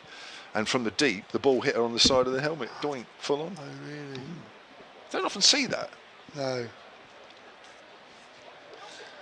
Last ball of the 17th, 165 for 3. Albert 53 from 44. Howell 2 from 3. Here's Amir, bowls, short, and that's off the toe of the bat. Again, it just shows Amir with the clever changes of pace here. Correct. That was, again, a slower ball bouncer. Albert does get a single, will keep the strike. 3 overs to go. What did he go for, that over? He went for 5. 5. That's a great over. At this stage. At this stage of the game. 3 down. Is this going to be Mackenzie Jones, I think? Gosh. The little bit of pressure here. Mackenzie Jones on debut has bowled one over so far, and he's going to bowl the 18th for his county on his county debut. Tall man, as I said, went to school here locally, went to Loughborough University, and it's going to be Albert on 54. to face the young man, 20-year-old. Has played international cricket for Scotland. Harmer discussing who's going where. He's going to bring his deep square leg up into the ring for the right-hander. There's a backward point. So I think Essex are looking to hide the ball on the offside, Mr. James. Right. Here we go. Mackenzie Jones in. This is into the offside. That's going to run away for 4 as he's got it over the 30-metre circle, extra cover. That's not what his captain wants. He wants to keep it outside off stump, but not as wide as that. No, I mean, this is difficult. He needs some guidance here from Simon Harmer. He's inexperienced bowler at this level. He knows what he's trying to do. It's just under this pressure, not always too easy to execute a plan. I've just been told by Wes, who's the media man at Hampshire, that partnership, Albert and Cartwright, 95 of 46 deliveries. Terrifically well paid. Jones in. That's a slower, shorter ball. It goes into the leg side where there is just the 1 run, fielded by Noah Thane. That was in an old-fashioned currency, we would have said a long hop, but it's only cost him 1 run, where the young seamer's bowled it into the deck and it's come back up slowly. Yeah, he's trying to bowl a cutter there. I mean, he's clearly confident enough to try a few different deliveries, but you can't get any wrong. In he comes. Bowls. This has gone in the air. That could be out. Snater's underneath it by the Tom Pearce stand. And you can hear the roar of the Essex faithful. They're pleased that Mackenzie Jones has got his first wicket, where all the Essex boys, including Captain Harmer, go up to him. They're pleased for him with his first ever T20 Vitality Blast wicket. Yeah, just watching him on the replay there as well. Big smile. That's the shot, isn't it? It's in this area, coming down towards us, deep mid-on, where I think that, you know, a lot of batters think, you know, well, you do. You're out there in the middle, you think, that's a nice short boundary, but it because of the unique bounce here, it never quite hits the bat where you think it's going to hit when you play those shots. So it never pings off just enough, really, to sort of, well, we've seen it once or twice, but generally, it never makes the rope. Well, it seems to hit higher up the splice or the bat. Yeah. And not being funny, Mackenzie Jones is an enormous creature. Yeah. He's particularly tall. He's getting close to the height of Paul Walter. So he gets what you just suggested, the little bit of bounce, a little bit extra bounce. Well bowled, sir. In he comes. Mackenzie Jones, that's a slower ball, possibly a cutter. Played into the leg side by the evergreen all-rounder Fuller, formerly of Gloucestershire as well. And he takes a single. He's part of the long-handle brigade, isn't he? Most certainly. 141 per 100 balls he strikes at. Had a really important knock against Middlesex at Merchant Taylor's School, where he was in. And Hampshire was struggling. And he managed to turn things around and they won it. They got over the line. Well, he's watching Albert. Albert's gone over Harmer at mid-off, and he will collect 4 more runs. Good calculated hit, great execution, brings 4 to Albert, 4 to Hampshire, 176 for 4. Yeah, he's picked the right area, hasn't he, really, with Harmer up on the 30-yard circle, mid-on back. You can see him just getting a little bit into out there, knew exactly where he wanted to hit that. Batted well tonight. Again. Mackenzie Jones turns. Loping run. Tall man, short, pulled into the leg side. They will only take 1. They won't take Thane's arm on. It's a good one. End of the over. End of a wicket taken over for the young man. And Hampshire Hawks are 177 for 4. Albert 64 in 49. And Fuller is on 1 off 1. Yeah, it's another good over, really. Yes, they lost a wicket, but they still scored 10 off it. If they can score 10 off the next 2, they're as good as 200. It won't quite be, but it'll be as good as I say. Good crowd here tonight. 1 or 2 in yellow shirts, 1 or 2 Hampshire supporters here, but it's a bit of a trek, if I'm honest. to get here. With the M25 as well. Yeah. Even so, it's a good crowd. Very good. So 12 balls left. Amir will bowl 6 of them. This is his last over. None for 11. Comes in, left arm over, bowls, worked away on the onside. Bay Albert's going through square leg, that'll be 4. He's gone for the Yorker there, Amir. Hasn't quite nailed that one. Good shot that. Timed it well, quite full, and he's found, importantly, the gap as it raced across the netting area, which is square of the wicket, towards what you remember, Kevin, whilst it's flats, it used to be the old Chelmsford Hospital side. Oh, did it? Back in the day. And why would I remember that? You put me there? As that's wide outside the off stump. I'm never sure you were quick enough to do that, to be honest. Let's be honest. No. When you first played here, it would have been your Middlesex days. Yes. That was a hospital square of the wicket. Oh, right, I didn't know that. Graham Gooch used to, Kenny McEwen used to put many in there. Did they? They did. You don't remember, actually? I don't, actually. I know it looked different over that way, because obviously those houses are, or flats, apartments, wherever they are quite new. There is a I couldn't statue of remember what was Graham there Gooch in there. Is there really? There is. What, in the hospital? In the flats. Albert drives that hard past Amir, 4 runs. Again, he's gone for the Yorker, and again hasn't quite got it right. And Albert is in such fine form that anything that's not in an area where you want to put it, Albert has got the perfect response. Just watching this again, Albert just giving himself some room, getting that front leg out of the way, allowing the bat to hit through hard. That full delivery, great shot. 72 off 51, 186 for 4. 2 balls gone of the 19th. Short, it's hammered away in the air, flat batted. It's going to get to the rope just, I think, or is it fielded? Not quite. Good effort at the far end, even though Albert didn't quite get hold of it. Snater coming round the boundary pretty quick, but just ran out of outfield. Well, mightily impressive here. He's picked himself up with 3 boundaries this over, and they're not slogs, there's no luck. He's driven, he's clipped one off his legs. Sorry, I sneezed. And then there you had a sort of a tennis shot back past the bowler. I would say they all 3 were highly skilled shots off a decent bowler. 190 for 4. Amir in again, outside off stump, and he's guided over back with a point, has Albert, and that's going to be 4 more. Well, skillful. Expensive over. Kevin, that's another skillful shot. He could have been looking to wind up to try and out-muscle it. Instead, he waited and then just allowed it to go over the offside behind square, because Essex have got a short third man and a backward point up on the inner circle. So perhaps that delivery itself, Kevin, wasn't the best one because it had a bit of width on it, but you've still got to execute that shot. And I have to say to the fella Albert, that was really good batting from the Hampshire batsman. 80 from 53. 4 wide, 4-4-4 so far from Amir in this over. Still 2 balls to come as he's in once more. He's gone full, he's edged it, and he's going for 4 through third man, despite the efforts of the diving Paul Walter on the 30-yard circle. Right, it's full, it's outside off, and he genuinely tried to open the face to play it down there. He may have got slightly the outer half of the bat. I'm not going to say that's luck.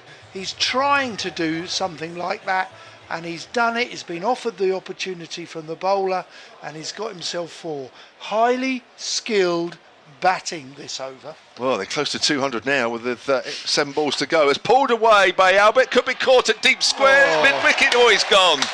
Oh, and Albert just kicks the ground. He can't believe that's been taken. That is a wonderful catch out there in the deep. Wonderful catch, and it needed to get rid of a player such as Toby Albert's form in the last few T20 games. He departs for 84. Hampshire are 198 for 5. I think that was Benkenstein. We'll have a little look. No, it's Charlie Allison. That was a wonderful diving catch, literally inches off the grass. Had to dive, the ball was diving, and well played. There's genuine applause from all over here, and in particular the Essex faithful who are respecting his knock. Well played, Mr. Albert. That really was a super knock by, how old would he be?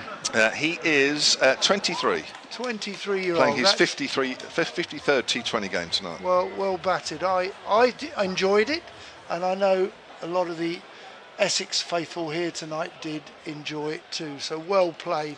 Well, it brings, you know, a 23-year-old has gone, and I think it's a 36-year-old comes to the wicket in Liam Dawson. And for me, he should be in the England side. For me, he is a street-wise cricketer, bowling, batting and fielding. But he's watching at the moment. This time, he's watching Fuller, who punch pulls the ball into the player's area for 6 at mid-wicket in front of the pavilion. That was just short of a length, punch pulled. What a good shot that is. He's going to have to think carefully on his feet here. Well, Mackenzie Jones, who's bowling his 3rd over. Hampshire have got their 200 runs up. 204 for 5. Yeah, this guy doesn't muck around, I can tell you. Don't get it wrong to Fuller. Fuller very square on. He hits this back past the bowler for 4. One bounce into the boundary boards, very straight mid on. Interestingly, for me, looking at his stance and grip and backlift, he is particularly square at the crease.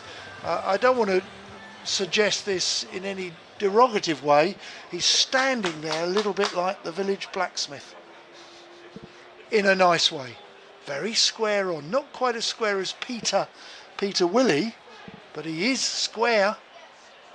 You can see both pads, and this has gone in the air. It's gone high, wide and handsome for 6. It's gone very high indeed, and Noah Thane just watches it disappear over the 2 Essex fielders.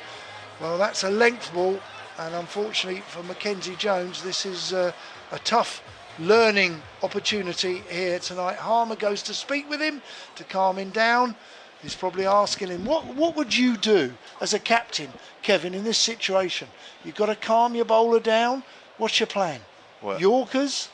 Well, you've got to try something, haven't you? You've got to get it up there and then try and set a field accordingly. But I mean, a length ball to Fuller is an absolute waste of time. It's going out the ground.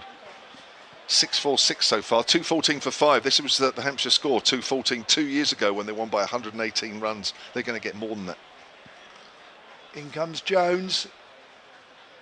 He bowls, slower ball, and this has gone over Harmer for 4. It's probably the longest part of the boundary. There's a little kink where the boundary goes at right angles almost, and that's a very long part of the boundary. And it's just bounced a couple of inches inside the boundary and bounces for 4. Difficult. This is really difficult. We saw Charlie Bennett have an education at Taunton only maybe a week ago, just over a week ago. Mackenzie Jones, got to be brave, boy. And this is cut, and he's hit it so hard. He's hit it quite straight to Simon Harmer, who dives and catches it. And Mackenzie Jones has got his 2nd wicket. One might suggest, Kevin James, he's bought his wickets as Hampshire are 218 for 5. Well, he's got him in the end. I mean, you've got to congratulate him on that. But 21 off 6 balls at this stage is really inflicting some serious damage here for Essex. Aside bottom of the table. Yes, they've won 2 out of their last 3, but generally this hasn't been a good tournament for them. I mean, it'll be a great last game if they get this, but they're really under the pump. This has been a superb performance from Hampshire, minus James Vince. Yeah, absolutely. Right, as we see beneath us that James Fuller walks off with 21, I think it was, in 5 balls. Yeah, 6 balls. 6 balls, was it? Well played. That was an effective knock. And it brings to the crease, well, one of the openers from the Championship. How will he play? We've got 2 batsmen at the crease on 0. We are with the last ball of the innings. Mackenzie Jones has in fact bowled 2 of the last 3. He's going to be bowling to Fletcher Middleton, who hits it in the air. That's in the air on the offside. It's going to fall short of the fielder at 3rd man. and they will come back for 2. Middleton has 2. Dawson didn't face a ball. He's on 0 not out. Hampshire Hawks finish their evening in the first innings, having been asked to bat on 220 for 6. That really is a great effort from the away team, who's playing their last game. Is it your last game tonight? Yeah. Yeah, last game of their T20 campaign. Meanwhile, Essex, who invited Hampshire to bat, are going to have to go and get 221 in their 20 overs. Well, Essex are off to Canterbury tomorrow night. Canterbury is going to be the venue for Kent versus Essex. We call that, well, the Battle of the Bridge.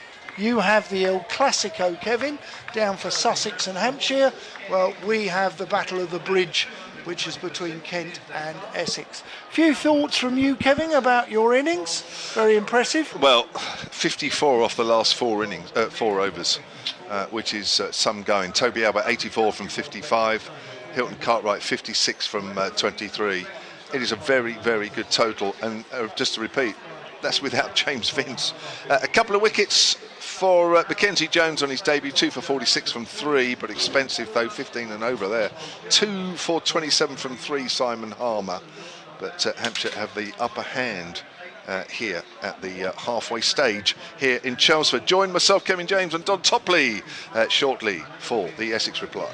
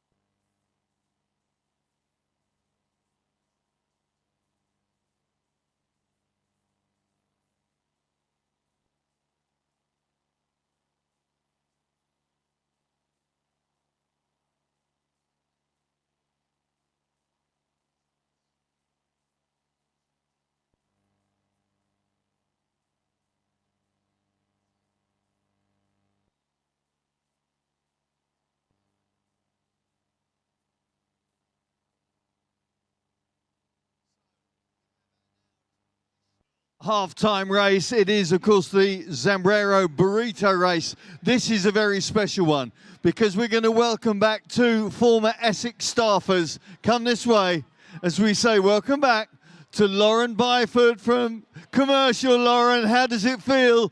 Don't look in the camera, but how does it feel? Surreal. That's a good word for it. There's a few other words I thought you were going to say. And on the other side, we've got the man of media, formerly at Essex, now at Notts. Boo. Welcome back to Matt Miley. Matt, how do you feel? Very nervous. You look really silly, really. But you need all the help from everybody in here, and everybody around there as well. Right. All they have to do is go up through the ladder, over the hurdles, through the cones, zigzagging. How many press-ups are we going to give them? 5. You really don't like them, do you? 5 press-ups and then repeat it back. And the first one back is going to win 10 free burritos. Wiley's got his name on this, he thinks. Right, let's have some support from the stands. They need to hear you. Here we go. In 3, 2, 1, go! Oh, tidy footwork from Lauren. Go on, slalom it. I think Matt Garvey's pants are falling down. What's the black thing underneath? Go on, 5. Good. Get your heads back out. Here we go. Come on. Let's hear it for them. Up to the finishing line. It's Wiley all the way. Oh, let's hear it for our winner, Wiley. And congratulations to Lauren, and thanks to Zambrero, as ever, for providing the burritos. Here's the certificate. Get that in your pocket.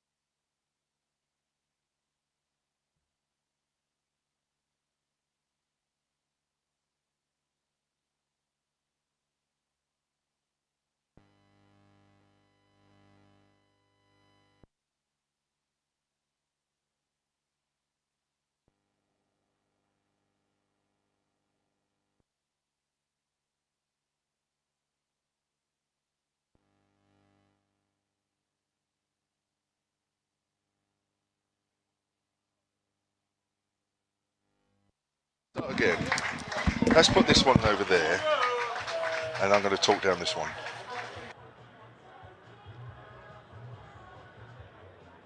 There we go.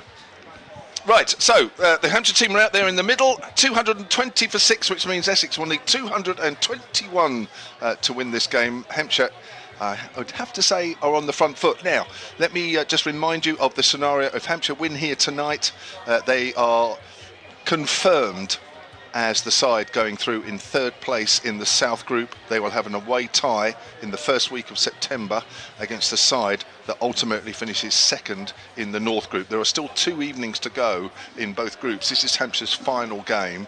Essex will still have another game tomorrow night, but Sussex, who have 2 games remaining tonight and tomorrow night, they've already won 1. They have to win 2.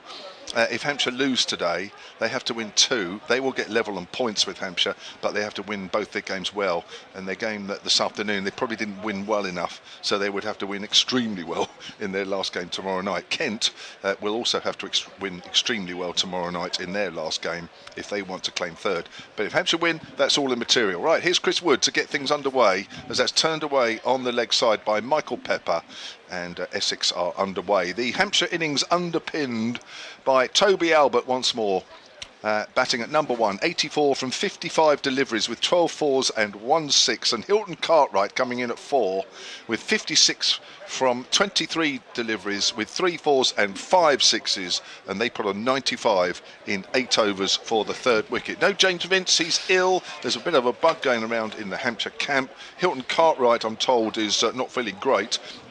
But he still scored 56. I'm Kevin James. Don Topley next to me as Chris Wood comes in. Bowls to Walter, gets wrapped on the pad, and there will be a leg by. Essex 2 without loss. Essex coming into this game sitting bottom of the South Group. Hampshire, as I say, sitting in third. Don. Well, it's going to be a very eventful 20 overs. It's going to be an entertaining 20 overs. I'm probably going to suggest just at this moment it's 55-45 to Hampshire. Wow. There's Wood, who's the captain, always playing a missing outside the off stump. Great delivery from Chris Wood, just bounced and just left the right-hander through to keeper Toby Albert. You put it that narrow, would you?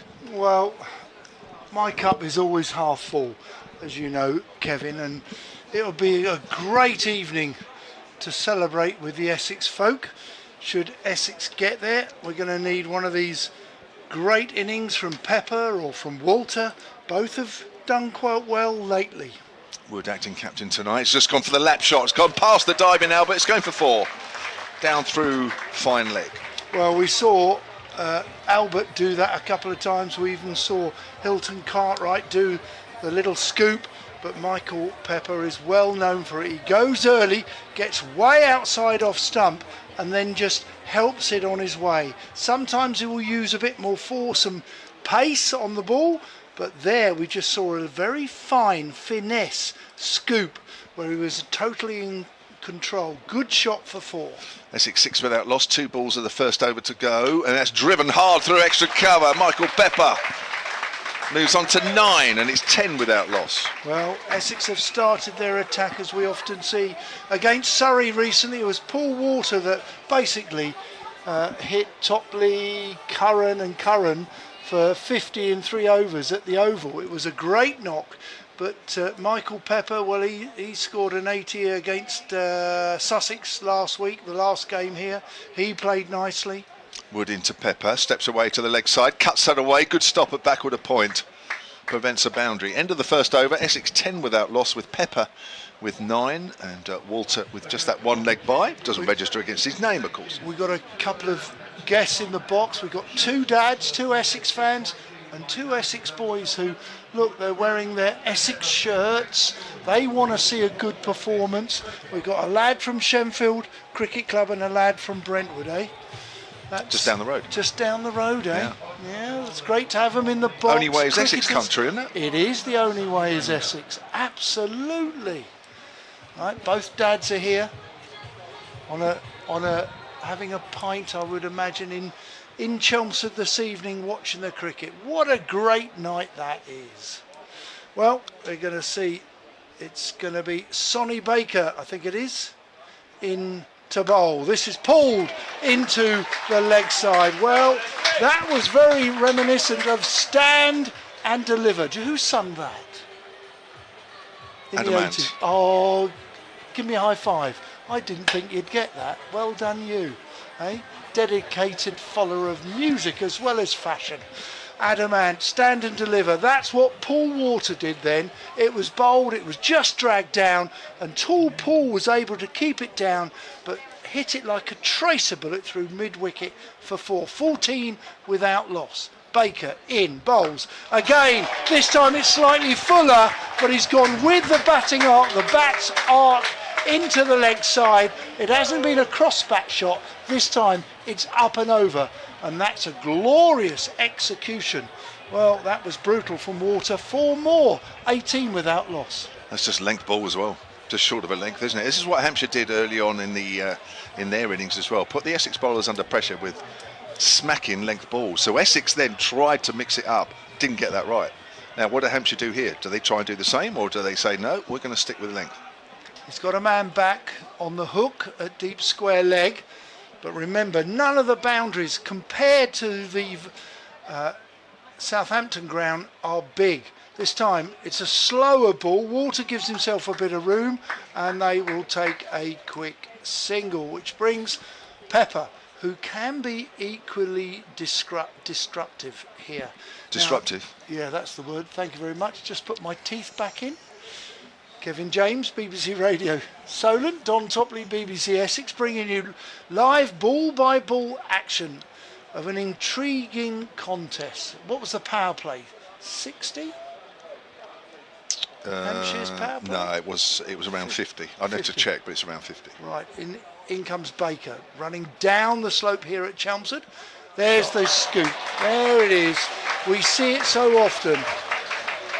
Michael Pepper is one of his traditional shots. Many people who have watched Michael Pepper bat will say often they'll go home remembering the little death scoops. Very good play. Well, it's 10 and over throughout the 20 overs, so it's quite an easy equation for the batters to walk out there. I mean, you've got just go for it, because you can't hang around. So it's quite easy just to say, well, okay, just go and bang it around. We've got 2 boys in the box. Will they be practicing scoops tomorrow morning? As Baker's in, this is a leg side shot. They're going to take one. Are you going to come back for 2, or is it 4? 4. It misses the fielder at fine leg. That's raced away down there, using the pace from the bowler Sonny Baker. 1 or 2 cries of Essex after a beer or 3, and Essex are up and running. 27 without loss. This is a great start. This is a big over as well, but these two are destructive. Pepper strikes at 159 per 100 this year, Walter at 149. Impressive. I mean, that says all you need to know. We need them to stay there as longer than you think. Baker running in hard, bowls, cutter. It's gone into the offside. It's gone over the 30-metre circle, but they take 2 before Hilton Cartwright, I think it is, picks it up on the first bounce, turns and throws well, as every Australian does. Good fielders, the Australian, good arms, and that concludes the end of Sonny Baker's first over, which costs 19. Does it? Is that the biggest That's over of the That's the match? biggest over of the game, I think. So far. Hampshire scored 54 off the last 4. I'm just doing very quick calculations to see. Actually, no, the over number 20 went for 22. Did it? The last over. Off Mackenzie Jones, yeah. Here's Chris Wood, runs away from us, bowls to the left-hander. Paul Walter comes down the wicket, has a swipe, gets an edge. It's 1, 2 bounces for 4. That is luck. That's fortuitous. Bad luck, Chris Wood, who went for 9 in his first over. But this time the first ball of his second over, the third over of Essex's innings is simply an edge that's flown over the first slip if he was there, and gone for 4. Very lucky. Here's Wood again, runs away from us, bowls to Walter, smacks it, misses it. He's edged it, has he? Chris Wood thinks so. Nicked Toby it. Albert just about joins it. He's walking off. He took his time, Paul Walter. I'm not sure the umpire put his finger up. He may just have done a little late, but Walter goes. Bit of extra bounce there from Chris Wood. He goes for 13 from just 6 balls, and Essex lose their first wicket with a score on 33. Yeah, third over, 33 for 1. Chris Wood, the acting captain, has taken the responsibility. He was absolutely sure there was a nick, and I think the small local umpire, that is Neil Bainton, he was just waiting to see if Paul Water was going to walk, because it was an obvious nick, and he does, and he returns to the pavilion. And Wood has got 1 for 13, Essex are 33 for 1, and it brings a most exciting batsman to the crease in Jordan Cox, batting at number 3. Just under 200 runs in this competition this year, striking at 144. He's certainly not a one that hangs around either. Great knock in the rained-off game, which Essex were going to thrash Sussex in. I'm trying to think. They missed out on 9 balls Down at Hove. Down at Hove, 9 balls, and it would have been an Essex win. 123 for 3. Rain saved Sussex. Wood to Cox. Cox gets wrapped on the pad quite high. Ball goes harmlessly out on the offside. Well, the way Essex have started here, this game's all over in 10 overs. Whether they can keep that up or not, of course, is a different matter. But it'll be entertaining. Well, it has been entertaining so far. It's been an entertaining game all around. Isn't there a South African phrase with regards to cricket? Go big or go home. Certainly the way Essex have started here, it definitely feels like that. But Cox facing his second delivery here from Wood, just flicks that away on the leg side. Maybe a leg bye here. Ball goes down to Sonny Baker. Yep, signalled by umpire Neil Bainton to our scorers, just to our left, 34 for 1 in the third over. Remember, Essex looking for 221 here. It'll only be their 3rd victory of the season, but it will be 3 and 4 if they make it. But there is a long way to go, and what we've just seen, they need to keep that up. That's how dominant Hampshire have been so far in this game. Here's Wood, bowls. That's nicely played by Pepper out into the covers, fielded by Benny Howe, no run. Floodlights beginning to take an effect here. The run rate required from here is just over 10s. Can't hang around. No. But that's how we like it. We don't like people hanging around. I haven't driven 2.5 hours on the motorway to see people hang around. As Wood comes in again and bowls. It's pulled away by Pepper. It's going down to the boundary. It's past Joe Weatherly. It's 4 runs to end the over. 3 overs gone, and Essex are 38 for 1. Yeah, good shot. Angled probably just a little bit down the leg side. He picked up the length very well, helped it round the corner. And powerful man, Michael Pepper. Very tall man for a keeper. Essex Championship keeper. And Jordan Cox keeps in the T20. Be interesting to see who keeps. Well, Jordan Cox, I'm just trying to think if he's in the 100 or whether he'll stay with Essex. Pepper might be in the 100 somewhere. Might be at London Spirit, I think. But we're going to see a new bowler into the defence of this target of 220 from Hampshire. It's going to be Curry. Scott Curry, is it? Played a little bit of Championship cricket for Leicestershire. He's in. He bowls. Played on the front foot. It's a 4 defensive there by Cox. Back to the bowler, no run. Got an email here from Dave Dyer, who says that that innings from Hampshire, 220 for 6, is into 5th place, shunting down the 219 they scored against Essex back in 2009. So Hampshire's 5th highest T20 score, that. I forgot to check that actually during the break, but thank you very much. Curry turns, coming down the slope here from the Graham Gooch end. He bowls, angles the ball in. It's been driven into the leg side, where Cox will pick up his first run of the evening, and the gentlemen rotate. So Pepper's on strike, 23 in 10. He will look at going on the offside or over the offside, pick up, he'll look for the scoop. Where is the, well, there isn't a fine leg. There's a deep square leg, a deep mid wicket, so scooping is an option. Oh! He's been bowled, he's edged on, a ball that he was looking to play through the offside. He was looking for the width, he hung back, but unfortunately he's got an inside edge which has gone onto the stumps, and in the book it will say Pepper, bowled Curry, 23. Well, he has a habit of taking wickets this year, Scott Curry. That's his 22nd wicket in this year's competition. He was 5th coming into this game on the highest wicket takers list in this year's competition. That's a big blow.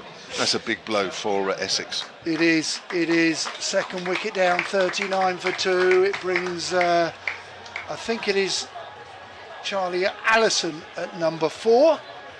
Another young man. Just look at his, they all look the same under the lights with their caps and helmets on. 56, Allison. It just bounced and nipped back a fraction on Pepper, and in the end he's playing a little too square.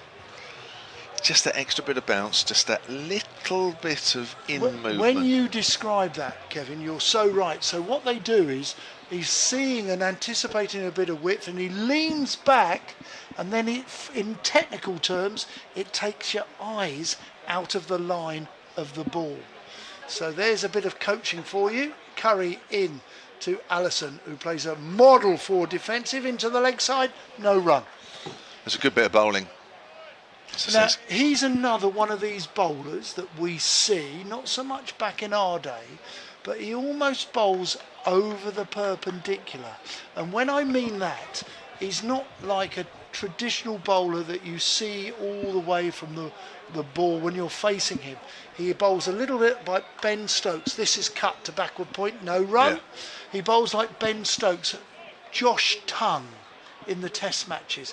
We see they're not necessarily at 12 o'clock. It might be a little bit more over their head towards their left ear. Yeah. And Scott Curry is like that. So the ball from a batsman's point of view is slightly angling in at you. Yeah. Is that fair? Yeah. Cut again into the floor where it's well fielded. Hilton Cartwright at point. So a wicket taken over for Scott Curry. He'll be absolutely over the moon with the wicket, and indeed his over. Allison naught, Cox with just 1, Essex of 4 overs, 39 for 2. Yeah, and not only a wicket, but only 1 run off that over as well. After what we saw in the first couple of overs, 3 overs, that is an amazing, amazing effort, and that has completely changed the momentum. Essex starting like train. Well, here. Essex would be so good at 3-over cricket, T3s. Hey, I remember. Have you painted it yet? Yeah, 3 overs at the over. That cost 50 odd for Surrey. So yeah, they obviously favour 18-ball cricket. Right, James Fuller is into the attack, taking over from Chris Wood, and he's bowling with our commentary end. That's smacked away on the up by Jordan Cox. There was a little bit of width, but he just stood there and smacked the bat through the line. Wow. Oh, that's a great shot. Yes, he's a dangerous player, Jordan Cox. There's a few dangerous players in the Essex side, which makes it all the more surprising that they prop up the table, and they've had such a poor start to the season. In fact, only their last game here against Sussex was their first win here at Chelmsford, having lost their previous few matches. That's driven back past Fuller, who should have really picked that up, but it's going for 4. 2 boundaries off Fuller's first 2 deliveries takes the Essex total on to 47 for 2. They lost their first 5 games here. That was a beautiful shot. If you want to see the MCC coaching annual, that was just a push drive, gentle push drive, back past the bowler who's going off on his follow through, and it runs down the slope. That was a traditionalist's dream. 47 for 2, here's Fuller, slower ball, cut away by Jordan Cox, 4 more. There really was width on that delivery. 4-4-4 takes Cox on to 13 from just 7 deliveries. And despite those 2 quick wickets in the 3rd and 4th over, Paul Walter and Michael Pepper, it seems like the whirlwind start that Essex made to their innings is returned. It's funny, we're talking about the 100 and we're talking about the busyness of the season. When we were going to have this other competition, I did think there is a chance we could see T10. We might, yeah. Cox is on the back foot, steers that to backward a point, nicely timed, but finds Benny Howe. Well, who knows? T5. What about the old 6-a-sides? That's got to make a comeback. They still play the Hong Kong 6s, don't they? I'm sure I saw an edition the other day. Right, it was in your time. Yeah, I played at Middlesex. Yeah, no. No, but the Silk Cut Challenge was in Hong Kong. Yeah. Do you remember it in Hong Kong? I played in it. Did you? I The played MCC cricketers were the fielders. Oh, were they? Yeah. That might be a different competition. I played for England in that. No, right, okay. So, he's flicked that away. That's 6 over deep square leg. Don't bother looking at that one. Joe Weatherly's just watched that one sail miles over his head and probably into the car park. Yeah, the indoor school. Yeah, the indoor school. Down there, and that's about 50 metres down that road. That'll have bounced on the concrete. It would have. Let's have a look at the ball. Ball's come back. It's behind the square leg umpire. They're going to have a little look at it. They'll have all sorts of gravel in that. Yeah, there will be. Just a lovely flick just a off his silk toes. cut challenge. You're talking about an England team. There was, I think it was 83 or 84, the silk cut challenge in Kowloon Cricket Club with Hadley, Dev, Imran Khan, Clive Rice, who I think won it. And the MCC young cricketers at the time were flown out. And you were there? Yeah, and because you were an MCC young cricketer, weren't you? That's a length ball, and it's just eased into the onside by Cox. It moves on to 20 from 10 deliveries, and Essex on to 58 for 2 at the end of the 5th over. Now, he didn't really play much Test cricket, but my word, you would have played against him, Clive Rice. People often forget, not only was he a very fine cricketer all-rounder, a South African that didn't really play too much Test cricket. The only Test cricket he played was when he released the Doves, when South Africa were brought back into Test cricket, and they played their first Test match away in India. And you may remember the White Doves were released. But Clive Rice was... Did you face him when he was quick? Yeah, faced him for knots. Yeah, Nottinghamshire captain. There was Hadley and Rice, those green decks. Clive Rice was quite a quick bowler. Right, Curry again. This is cut. It's short, it's wide, and I have to say, that's brutal. That's gone very quickly to the offside boundary in front of the pavilion here at the Ambassador Cruise Line ground. Well, Essex are on course here, I have to say.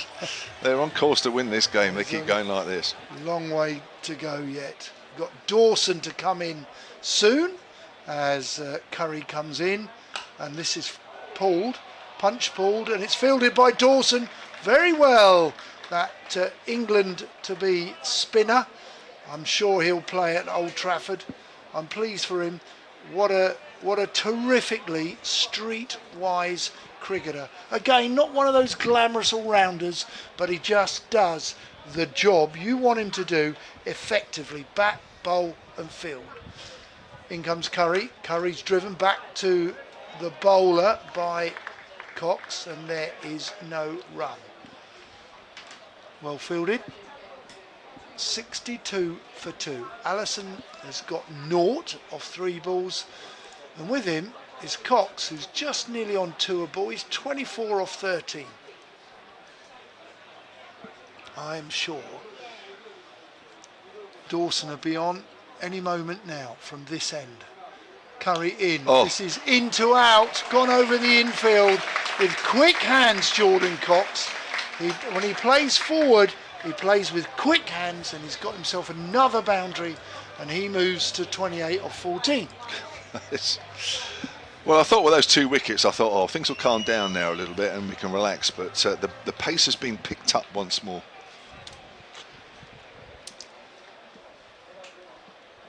Curry on his way in, short and wide, and he's got away with that as Essex take a single. There would have been a run out because Cox was running to the danger end. The throw was good. He was out of his crease, but unfortunately the thrower, who was that? Do you know who that was? Well, he only had 1 stump because he was square of the wicket to aim at. So it was a risk worth taking for Cox. 29 from 15. Wow. He looks in the mood, doesn't he, Jordan Cox? Curry into the man, not out, Charlie Allison. He gets himself 4, as that's a good shot. There may have been a little bit of width, no third man, and all he was able to do was open the face of the bat, and he found it, and in the gap down to the Tom Pearce stand. Good shot from Allison to finish the over. Essex 71 for 2. Well, they smashed the power play there because Hampshire had 53 at the power play, 53 without loss, so they've comfortably won that phase of the game. Remember, though, Hampshire did score 54 off the last 4 overs. I think that the way things are going, they're going to need all of that. Now, it looks like Scott Curry's coming off. Not sure if he's... what he's done. As I say, there is... Oh, no, he's coming down to third man, just below. Scott, that was a bit away. No, yeah. Well, as we agreed, it's going to be Dawson. Yeah. And he's beneath us at long on. So the power play's finished. We're looking around. There are 3 men on the leg side for Dawson. For the right-hander, there's a deep cover and a long off. So there's your 5 boundary fielders for Dawson. Going to be bowling to Jordan Cox then from our commentary end. That's the Sir Alistair Cook end. In round the wicket and bowls. Cox off the back foot. Hits it past 4. Dawson. Almost like he let it go through. He took his hand away. Well, He waved it through. you think so? Let's have a look on the replay. It was... Yeah, maybe it was a little wider. Yeah, a little wider. I've seen Dawson go for those in the past. Maybe it was a little bit too quick for him as it's played out quietly up to mid-on. I haven't said that too often in the Essex innings. Quietly hit out into the deep. Cox is 34 from 17. Going back to your days, who hit the ball powerfully for you? Did you Off my bowling? Most of them. Did you not follow through quite so much? That's a good question, actually. There's a few. Yeah. Dawson bowls wrapped on Not the out, pad there, not Alison. Not out. Botham, clearly. Botham would hit Did I straight. ever bowl at him? I played in a game against him. I'm not sure I actually bowled him. Oh, I did. Played two or three He games got against him, 150 at Taunton one year, 1985. It's quietly played by Alison. Back to the bowler this time. Quiet period all of a sudden. Monty Lynch could hit it hard. Yeah. John Hampshire? He's a bit before me, I think. Really? I think so. 76 for 2. I remember him more as an umpire. Slower ball, hit away on the onside by Allison along the ground. Just a single. Somebody else from that older era, John Jameson, who became an umpire. Yeah. He was a marvellous hockey player. Was he? Yeah, and he had a big bottom hand, clearly. Yeah. Hit the ball very hard. 77 for 2, last ball of the over, quicker ball, and that's again worked away on the onside by Cox this time. Well, a little quieter that over, just the 7 runs off it, and Essex are 78 for 2 after 7, chasing 220 for 6. Good over from Liam Dawson. What I talk about being a streetwise cricketer. He knows what to do in the environment, under pressure. In any situation, he very rarely gets it horribly wrong, and he's if you're going to take him on, and he senses you're going to take him on, he can get out the over. He's a really cracketing cricketer, and I really do wish him well in the Test match at Old Trafford. A decent cricketer, as I say, a streetwise cricketer. Yeah. What was those cheers there? I heard some cheers They in the were crowd. giving away some T-shirts. Oh, that's a hit, lovely Benny hit down Howe. the ground. Is that you? Is it you me, and me? Sorry, me. It's all right. Benny Howe into the attack with his first ball. I have to say, Jordan Cox didn't take a little look at the new bowler. It was on a length, and he was going to give it the full kitchen sink. But he played with a check drive, and the fielder at long on could only see it go over his head for 6. Oh, he dropped it as well. The man on the end. And here goes on the offside. So we've seen one over long on, and we now see one over long off. So that's two 6s in succession. But as Kevin James said, it was dropped with a gentleman with a beer. Well, I'll tell you what, Essex are absolutely smashing this at the moment. I mean, they're going to win this with a couple of overs to spare the way they're going. We'll see. Long way to go. My word, we've wasted some balls tonight. These balls are about 90 odd quid a go, and I reckon we've probably lost 5 or 6. Oh, the man who's dressed like a lifesaver in a yellow top, red trousers has dropped it, and he's rather embarrassed. Never mind. I'm not sure the yellow shirt and the red shorts were very good. Lifesaver. Anyone missing a lifesaver tonight? Benny Howe, what can he do? He's bowled the 2 balls, and he's gone for 12, and he's got himself a dot bowl. Well bowled, sir. Hey? That's a horrible start to a spell, wasn't it? The first two balls go for 6. Oh dear. Where'd you go? Cox waiting. And this could be out. No, it's not. It's 6. It's a full toss.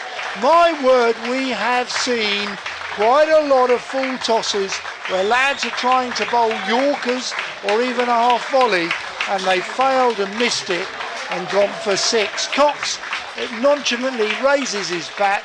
22 balls. He has made 53. What a marvellous knock. But that was, Kevin James, an easy opportunity for a scoring ball. Benny Howe again. This is pulled into the leg side. It wasn't a bad ball. It's on a length. And Cox will take one. Essex move to 98 for 2. Wow. I mean, you know, when you see situations like this, you think, how on earth are Essex bottom of the table playing like this? Howe, right arm over. And he's bowled a Yorker, which is dug out by Charlie Allison. And it's a lot, and it's a calming moment for that 6th ball of the over, where Essex have to give Hampshire a dot ball to finish off Benny Howe's over. So the score 97 for 2. Hampshire at this stage had 64, and they started pretty well themselves. So Essex absolutely motoring along here. I don't quite know what's going to stop them. 4 overs of Liam Dawson might help. Yes. I think you're probably going to have to bowl him out at this stage. Yes, I agree. That's what you would do as captain, as I would. Good evening, everyone. I hope you're enjoying this entertaining evening here at the Ambassador Cruise Line ground. Here's Dawson to Cox. Cox on the back foot, steers that into the gap. At least it wasn't a 4 or 6. That's just a single out to deep cover. 98 for 2. Essex absolutely smashing the runs out here. They're going at 12 and over. They need 10s when they started. Well, it's just over 10, wasn't it, really? They're certainly going at required rate. Shorter ball. Allison pulls that away in the air. Could be caught at deep mid-wicket. And he is right on the rope. Hilton Cartwright had to make sure he stayed inside the rope, and he did just. Charlie Allison couldn't quite get it over his head, and he goes for 5, 98 for 3. What a good catch. He was totally in control. It was really difficult. He had to be totally aware where he was and where the boundary was, and he was very comfortable. Super catch there from Hilton Cartwright. All his experience playing cricket all around the world, and he's taken a good catch. Essex lose their 3rd wicket, and it now brings to the crease. Is that Critchley? No, it's... yeah, Matt Critchley. Well, a gentleman who is a really good cricketer. Bowled only okay today for me, but he's probably short of a few runs this season, having had a terrific 2024 and even a 2023. He has become a cracking cricketer, but we need him tonight. Yeah, 130 runs from 11 innings, only averaging 13, strike rate of 130, just a 1/2 century for Critchley. Been short this season. Yeah, 98 for 3 in the 9th over. Here's Dawson, bowls, Critchley on the back foot, plays that into the ground, not quite sure where that was going. Yeah, a bit late coming forward, wasn't he? Yeah, maybe just a quicker ball there from Dawson, but Dawson doing it again. Wickets here imperative to keep that run rate down, but Jordan Cox is still out there. He is a massive danger as far as Hampshire are concerned. Here's Dawson, bowls, flighted this time. Critchley gets off the mark, working that on the leg side. Quickly in from deep mid-wicket is Hilton Cartwright with a magnificent catch to go with his magnificent innings of 56, putting on that 95-run partnership with Toby Albert for the 3rd wicket in just 8 overs. Great catch just now from him. That's about the longest part of the ground as well. A little bit unlucky there, Charlie Allison, as Dawson bowls and Cox just plays that back on the onside, giving Dawson a little bit of respect here. Absolutely right. 55. Take him on at your peril. Well, probably feels after that wicket that he probably doesn't need to be giving Hampshire a chance of another wicket. Well, he's wrapped on the pad. That looks close. Not out since the umpire. He's halfway down the wicket as well, sent back. But unfortunately, Fletcher Middleton couldn't quite pick it up cleanly. Otherwise, he had a chance of being out twice there. 99 for 3, 9 gone. Well, the reason he played that ball like that and then looked for the single or the leg by, he was desperate to get down the other end for the start of the next over with that 6th ball. So you went up for it, you were interested, so was I. It may have looked right. Ooh, That's close. Very That's close. I've looked at that That's twice now. Close. As I'm sure everybody else Definitely. looking at the picture feed, that's close. The way he played it and then cannoned off his pads, and he nearly, if Fletcher Middleton had picked it up, it could have been a run out. Well, who is it now? Baker, who went for 19 off the first over. He re-enters the attack from the Grand Gooch end. This is played off his pads. We were blinded, and Matt Critchley very kindly picks it up. I can think of many old-fashioned cricketers who would have said, I'll leave it for you to come and field. Somebody like Jeff Arnold or Robin Jackman, they would have bellowed at you from the pigeon's You'd have nest. appealed. If somebody had done that when you were bowling, you'd have appealed. Yeah, for picking it up. Yeah, you would have done. You would have done. Me? Yeah. Oh, you must have a terrible opinion of me. Terrible. As Sonny Baker comes in, played off the back foot by Critchley, but he finds the fielder on the offside. No chance of a run. Right, we've seen Liam Dawson bowl 2 magnificent overs. Will we find somebody else to bowl in tandem just to tie the noose around Essex? Or will Essex just take these bowlers down? Just to repeat, Sussex won their game earlier today, so they are also within 4 points of Hampshire with 1 game to play. That's tomorrow night. Against Surrey. This is short and it's an attempted pull, but too pacey for Critchley as it goes through to the keeper, and there is no run. So both Sussex and Kent now have 26 points with 1 to play, So, which will be tomorrow night. Hampshire finished their campaign today. so Essex might do you a favour at Kent tomorrow, and you'll also be hoping Surrey do you a favour at Hove tomorrow. I think I'm down there. Are you? Put in a word for us. Have a word, okay. As Sonny Baker in, and this is a good ball. He's gone leg side there. He's played a bit of a mow, has Critchley, and played across the line, going leg side. He wasn't necessarily going straight there, going leg side with a big bottom hand. Well, this has been a good over so far with 2 to go. Dawson's over previously went for 2, so the last 10 deliveries have conceded just 2 runs. Brilliant. That's where you bowl in tandem. Doesn't matter what type of bowler, but you're bowling in partnerships. We often hear about batting partnerships, bowling partnerships.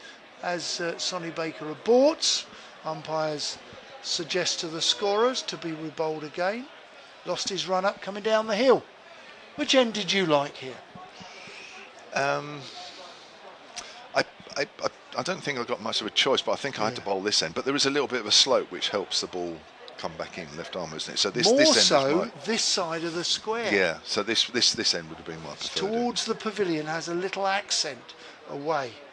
Baker in. This is played into the leg side. They're going to take a quick single. They do. And there's a little bit of applause for the 100th run for Essex. I can remember you bowling both ends here. I didn't bowl much up the top. Did you not? No, mainly the bottom end. Because we also always had a left armour. Yeah. And I'm making reference because you were left arm. Our left armers, John Lever, Yeah. Mark Ilott, always would bowl from the top end.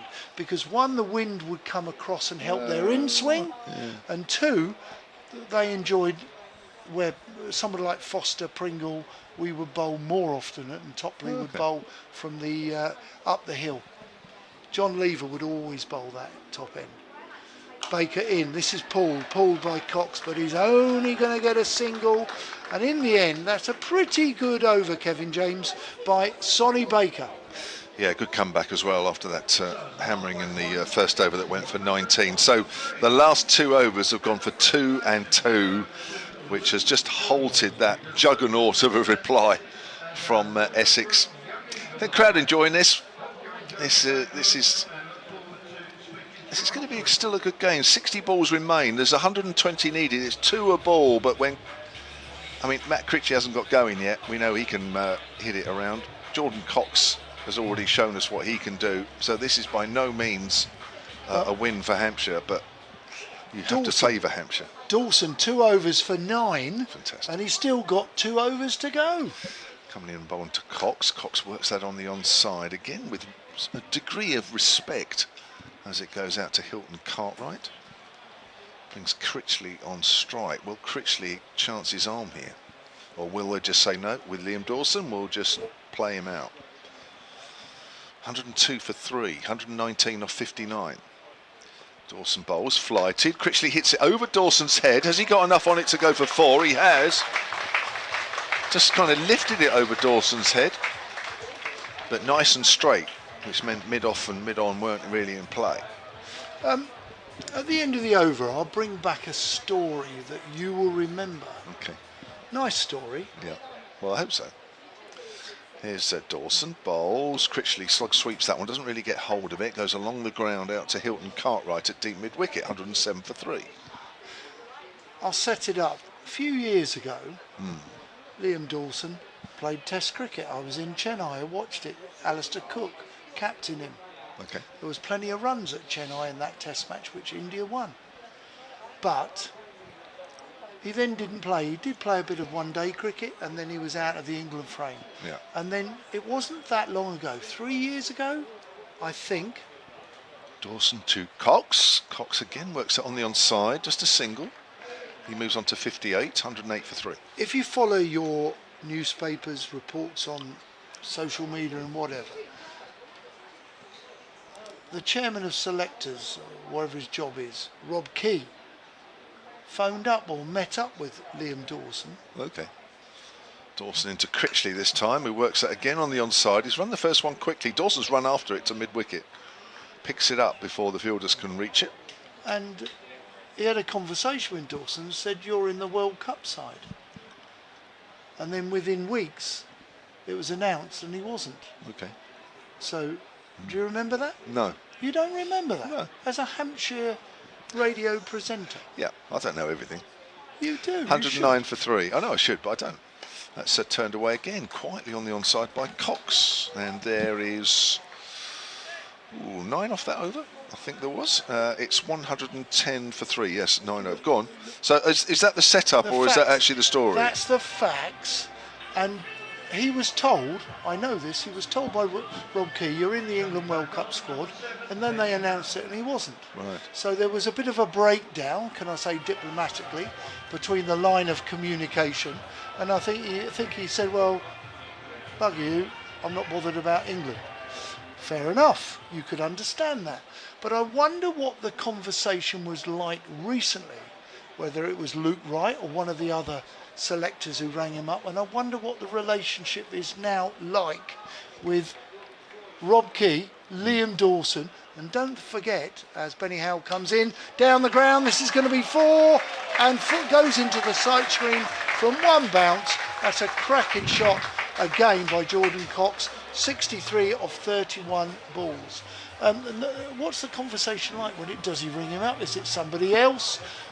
I'm interested in that because of the dynamics. Because there is a chance, for me, I would pick Liam Dawson for Australia. This time it's a good ball from Benny Howe. It's a Yorker, it's dug out, up to long on. Cox takes one. Essex move to 116 for 3. Well, it sounds like you're the reporter to go because you're the one that will I'm get going to the to heart of Australia. it. You'll get to the heart of it. I'm going, yeah. Well, you will go. You go everywhere. You need to have a good nose, sound set of ears. And you do. Thank you, Kevin James. Benny Howe, what's he going to bowl now? To Critchley, who's on 8, just trying to find some form. This is pulled, bottom edge, into the leg side, out to deep mid-wicket for just the 1 run, 116 for 3. Got one of our other journalists in the box who's doing the game tomorrow night. Kent versus Essex, the Battle of the Bridge with Nick Gledhill. Eh?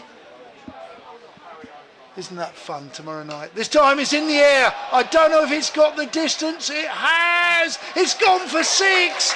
That really has gone high from Jordan Cox. 6 more runs to him, 33 balls, he has got 70. That's an unbelievable amount of scoring, really. It's over 2 runs a ball.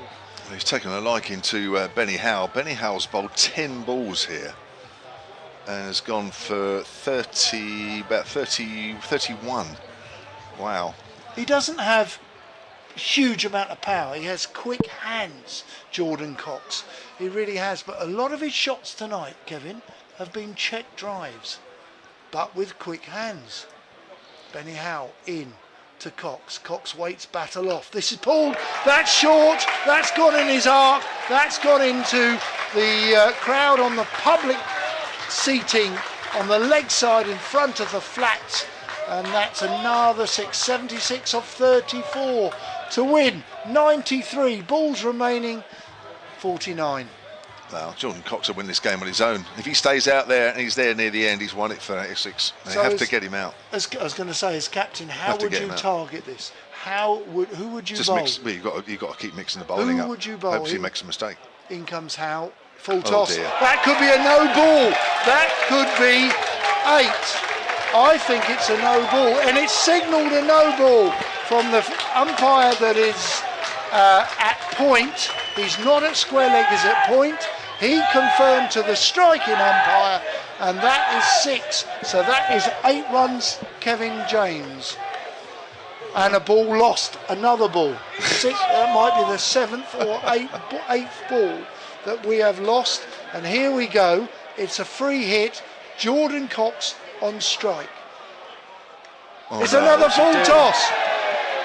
And that's just one. Gosh, he's lucky, he's got away with that, because that could have gone into the flats from a high full toss. 1 run, 137 for 3. Cox sensibly with that one keeps strike.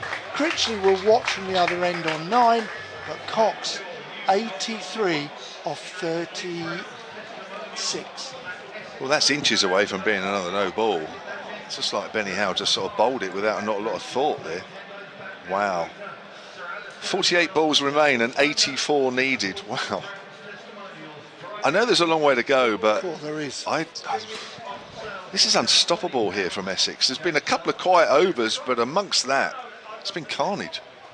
There's been a lot of scoring balls offered from full tosses or width tonight, and I'm erring on the caution that some of the bowling hasn't been as good as it should be. Sonny Baker, 2 overs for 21. Looking to getting the scoring rate down. That's hit out towards deep cover by Cox. Moves on to 84 from just 37 deliveries. And Essex move on to 138 for 3. And from here, they need 83 from 47 balls. Normally, I would say that's tough, but I'm not even sure that's tough the way things are at the moment. Do you agree with what I said about the opportunity of many scoring balls thrown up? Definitely. But I think the bowlers have tried to mix it up, because I think they feel that they're on a bit of a hiding for nothing. Both sets of bowlers. Here's Sonny Baker, runs away from us and bowls. Critchley tries to hang. Oh, he's got it.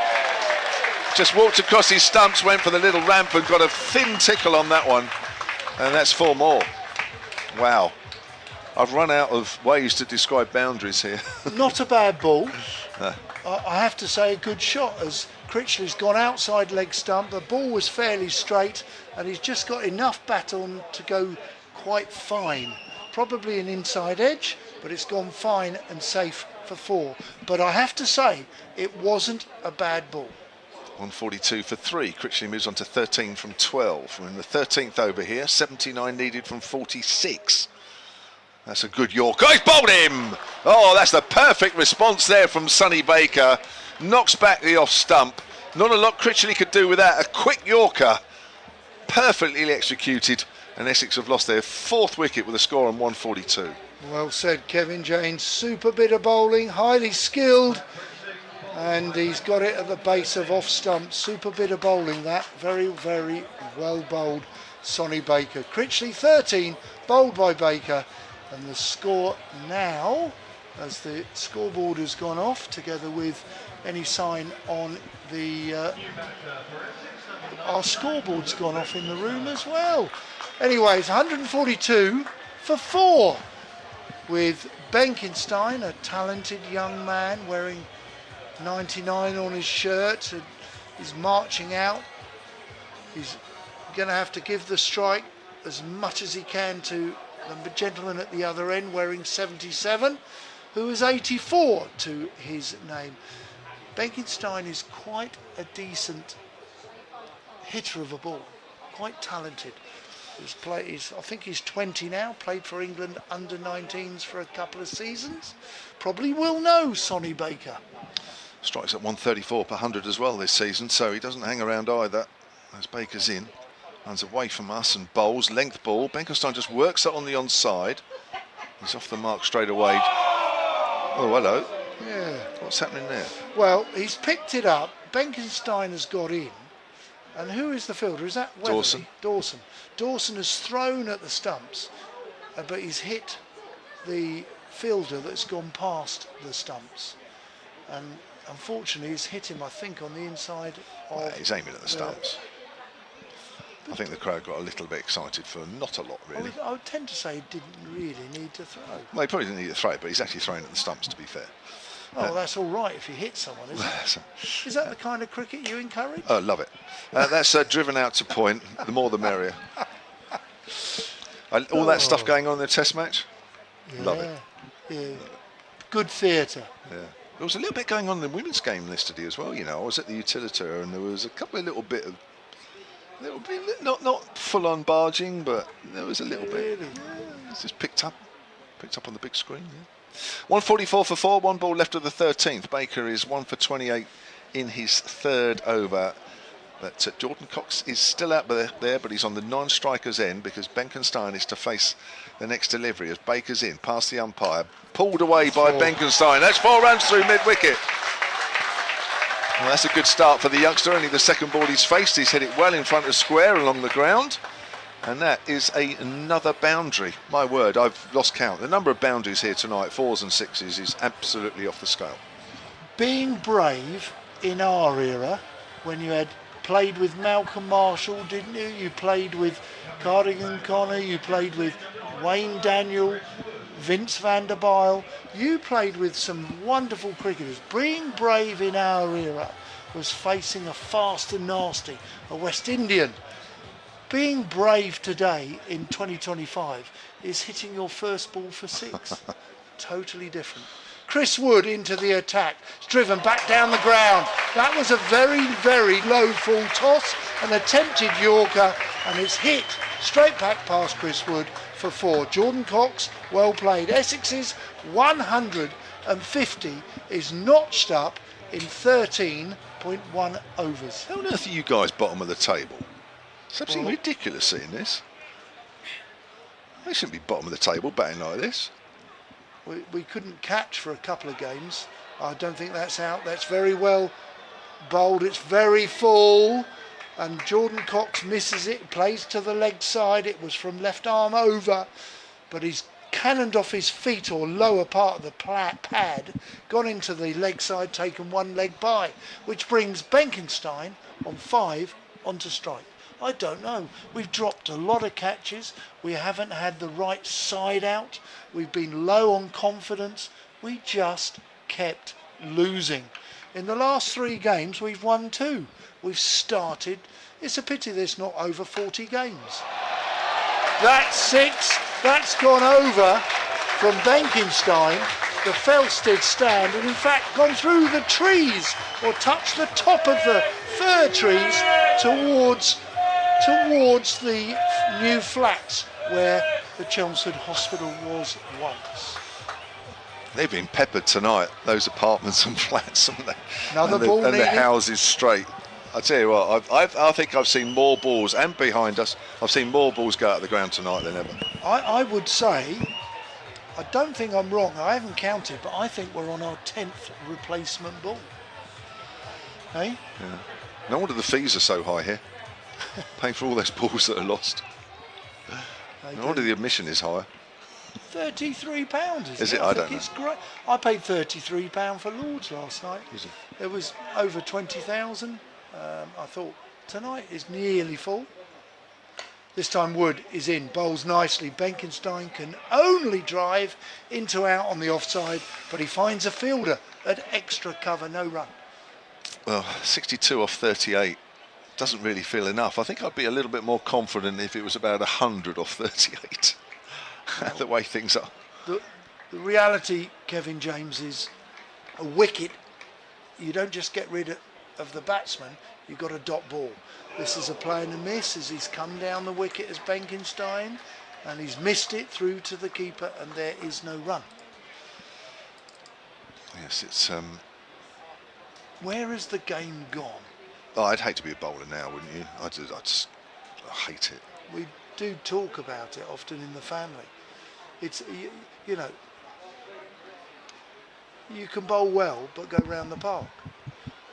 This time in from Wood, played into the leg side. They're going to take a single, I think, is at the end of the over.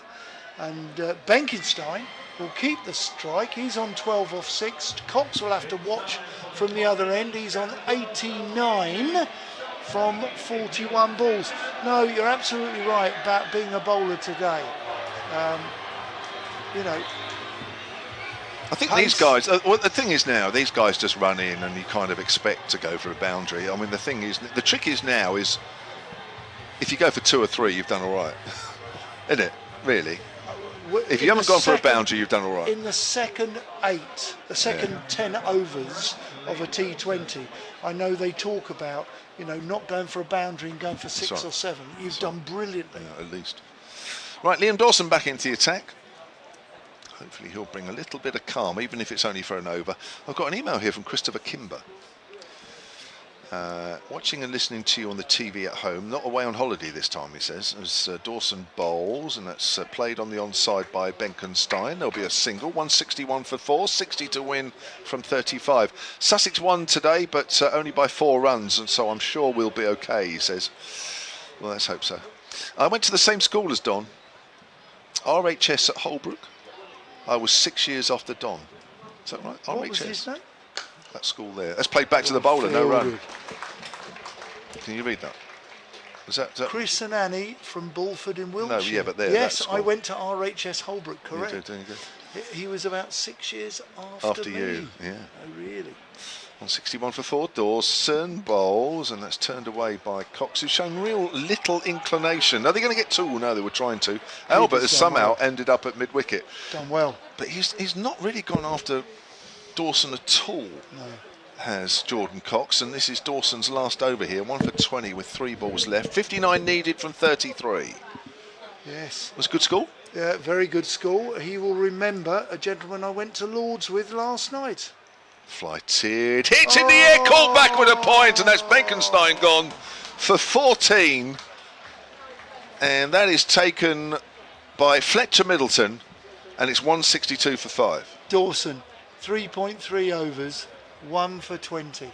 Sorry, 2 for 20. 3.4 overs, so he's 2 balls off his allocation tonight of the 4 overs. He's taken 2 for 20. How brilliant is that? Awesome, I would say, amongst the carnage. And this email you received, yes, he will remember Don Hawkley, head of careers. He was a housemaster in Hood House. He will remember him as the cricket master, a ceramics master. He has ceramics master, correct. And today he retired. He's in his later 60s, and he has exhibitions in all over East Anglia, and in particular Southwold and Aldborough, which is a very arty place. You ever been there? No. Beautiful. Is it my over? I can't remember. No, you're doing Dawson. I am. Right, Noah Thane is the new batter. Dawson bowls. Thane sweeps that away on the leg side for a single. And Noah Thane is another batter that likes to put bat to ball because he might come in low down, but he has a strike rate this season of 190 per 100 balls. So while he is out there, he doesn't die wondering. This game is definitely on. But it's Jordan Cox that really is the key. But he's getting it down to an equation where you feel that it's getting more and more Essex's favour. He drives out towards extra cover. Benny Howe fields. Cox moves on to 91 and keeps the strike with 5 overs left. Good play from Jordan Cox there, sensible, smart. Liam Dawson, let's talk about it. 2 for 22. Off 4. Amazing. That is amazing. Nick Leddill, sitting behind us, who's on comms tomorrow night at Canterbury, he has sort of just said, the fella you mentioned earlier, Curry, he's bowled 2 overs for about 11, and we're seeing him come on now. But you just cannot get away from Liam Dawson. He didn't really bat, he didn't face the ball, he went out there with 0 not out. But he fielded well earlier at mid-on, and he's bowled beautifully with his left arm spin. In comes Curry. This is dragged into the leg side by a big bottom hand from Jordan Cox. There is 1 run as it goes quietly out to long on. Well bowled, he's off, which brings Thane, the young man Thane, on to strike to a young seamer that has been out on loan at Leicestershire in 4-day championship, but he's performing well tonight in white ball for Hampshire. Noah Thane waits. This is driven into the offside. It goes all the way up to mid-off where there is just the 1 run. Well bowled. Jordan Cox, where can he look for getting the boundary? He could scoop. There is just in front of square on the leg side. There's mid-wicket, there's extra cover. I've seen him play over extra cover. And if Scott Curry obliges, he could play with a wide ball down to 3rd man. Full toss. Is that 4? It could be 6 for me, and it is. I thought I saw it bounce too close the other side of the boundary line to the boards, and it might have been a no ball. No, it's not a no ball. It's 6 runs to Jordan Cox. Here he is, 98. Can he get 100 tonight here at Chelmsford at the Ambassador Cruise Line ground against Hampshire? This arm's driven back to the stumps. He's hit it too straight, if you could ever hit it too straight. It hits the stumps, it demolishes middle stump, and they squander through for a quick single, while Scott Curry goes and looks for the ball that cannoned off the stumps. He's just kicked the stump there, Cox, hasn't he? Is he a little bit disappointed or something? Just watch this on the picture feed. There you go. Curry in, this is driven over, and it's an edge, thick edge, fortuitous. Is it going to run away as it's saved by the 2 fellas? And I think that's that man that I've been talking about all evening, Liam Dawson, who dives, stops, drags it in front of the Tom Peer stand, prevents the 4, and they only get 2s, 175 for 5. Thane to face on 4. Jordan Cox on 99 at the other end, watching. Taking a deep breath. Thane stops the bowler running in. He's gone back. He's on his way in from the Graham Gooch end. Gives himself a bit of room. He drives into the offside. He powerfully hits it to Chris Wood at extra cover. There is no run. The good news is Cox is facing the new over on 99. It's going to be the captain who fielded the ball. Chris Wood to bowl, takes his cap off, his very proud Hampshire rose cap, gives it to the umpire, and it is his responsibility to bowl this. What over are we now? 18th? No. 17th. 17th. Wow, so we have 46 to win here and 24 balls remain. Cox is 99 from 46, Thane 4 from 4. Well, I'm not sure we'll see Benny Howell again tonight, that's for sure. His 2 overs costing 46, wow. Here's Wood then, to Cox. Cox plays that away on the onside, there's his 100. And just about everybody in the ground has risen and has put their hand together. That is Jordan Cox's first T20 100. And that has come off 47 deliveries. Well, he's wearing the modern day bandana, which is tied behind his blonde locks at the back, and he's taken his gloves, his helmet off, laid his bat down, and he saluted the crowd. And you could sense both fists were pumping to celebrate a marvellous an entertaining 100. Sorry, mate, I should have given that to you. I didn't think, actually. Sorry, my fault. But it's done. It's too late. It's always your fault. Yeah, I know. Just blame me. BBC Radio Solent. Yeah. Right, Thane to face Wood. Bowls. He goes up in the air. This should be caught at mid-on. Dawson's under it, and he takes a simple catch. And Thane goes for 4. They are 6 down. He's running out of partners, Mr. Cox. Oh, he is, isn't he? Well, Dawson the man, when it was he who was under it, you knew it would be calmly collected. He's very, very simple with everything he does in the cricket world. As I talk about him often, for me, he should be in that England side. Well, he's the good spinner, and a good spinner, the Essex captain, is coming to the crease. My word, it's still a tall ask. 45 runs, not forgetting every time there's a wicket, it's a dot ball as well. 45 off 22. Just wondering now whether it's just a couple too many. Can Cox keep the strike? Can he keep going? Can he keep peppering the boundary? Chris Wood to bowl. Scott Curry's still got an over. Who's going to bowl the very final over then? It might have to be Sonny Baker. Sonny Baker. Has to be. So Simon Harmer just doing a little dance out there just to get the adrenaline pumping. It probably doesn't need too much of it. Here's Wood, bowls, and Harmer pulls that away off the bottom of the bat, goes to mid-wicket, straight to Hilton Cartwright, and it's another dot ball. Slower bouncer, which he missed time, straight to the fielder. Simon Harmer knows your coach, head director of cricket, yeah. A.D. Birrell, very well. I would think so. Simon Harmer played for the Sunrisers Eastern Cape, yeah. where A.D. Birrell was the coach, yeah. Successful coach, winning 2 titles right. in the SA20. And the final this year, which they Correct. didn't win, because Yes, that's played up to extra cover, and that'll be a single. Very fine competition. And A.D. Birrell is an excellent coach around the world. Also done England 19s back in the day. Did he? He did. Ireland. Had a brief time in Ireland.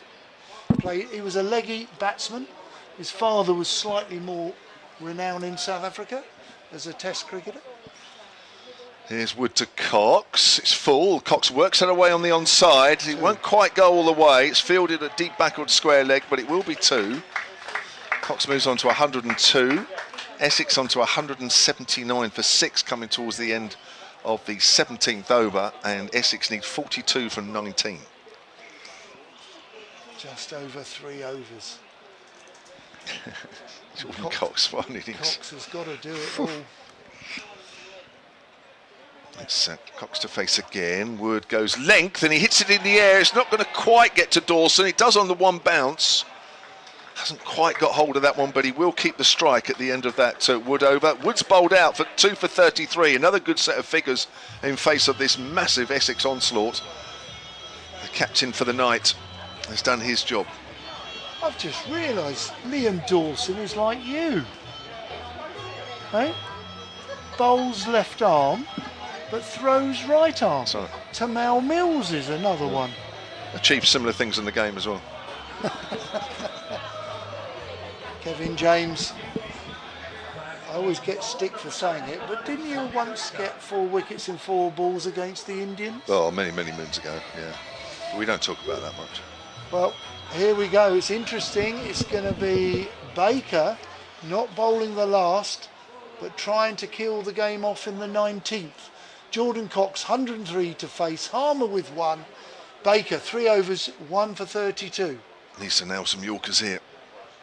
Cox, where's he going to go?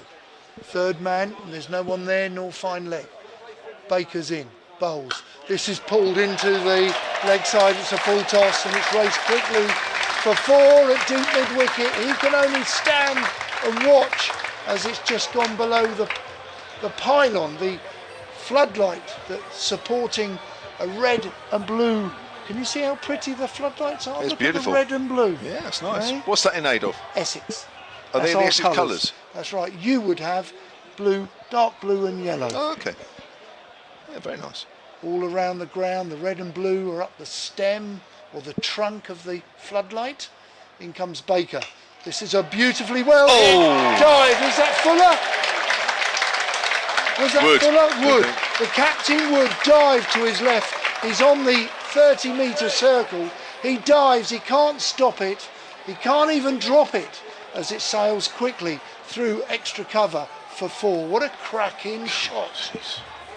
It went so quickly it's like Zorro. Do you remember Zorro with the blades and in the black and white films? He has such quick hands, has Jordan Cox. In comes Baker. This time it's a slower ball, well bowled. He will get a 1, or is it a leg by as they rotate the strike? That's very well bowled, Kevin James. Slower ball. Yeah, well, it needs something special to get rid of Cox. It needs something special just to keep him down to 1 at the moment. 112 from 52. What an innings that has been. Absolutely lit up this ground. It's been wonderfully entertaining. Still a bit to do. 32 needed off from 15, but well, he's out there, and if he can face the majority of the last 15, you do still feel that Essex have got this in the bag. He played so well at the rained-off game at Hove. He was so pleased with his batting. I interviewed him after the match. Baker in as a nick down to Curry at short third man, where Cox runs through for the single. Easy single.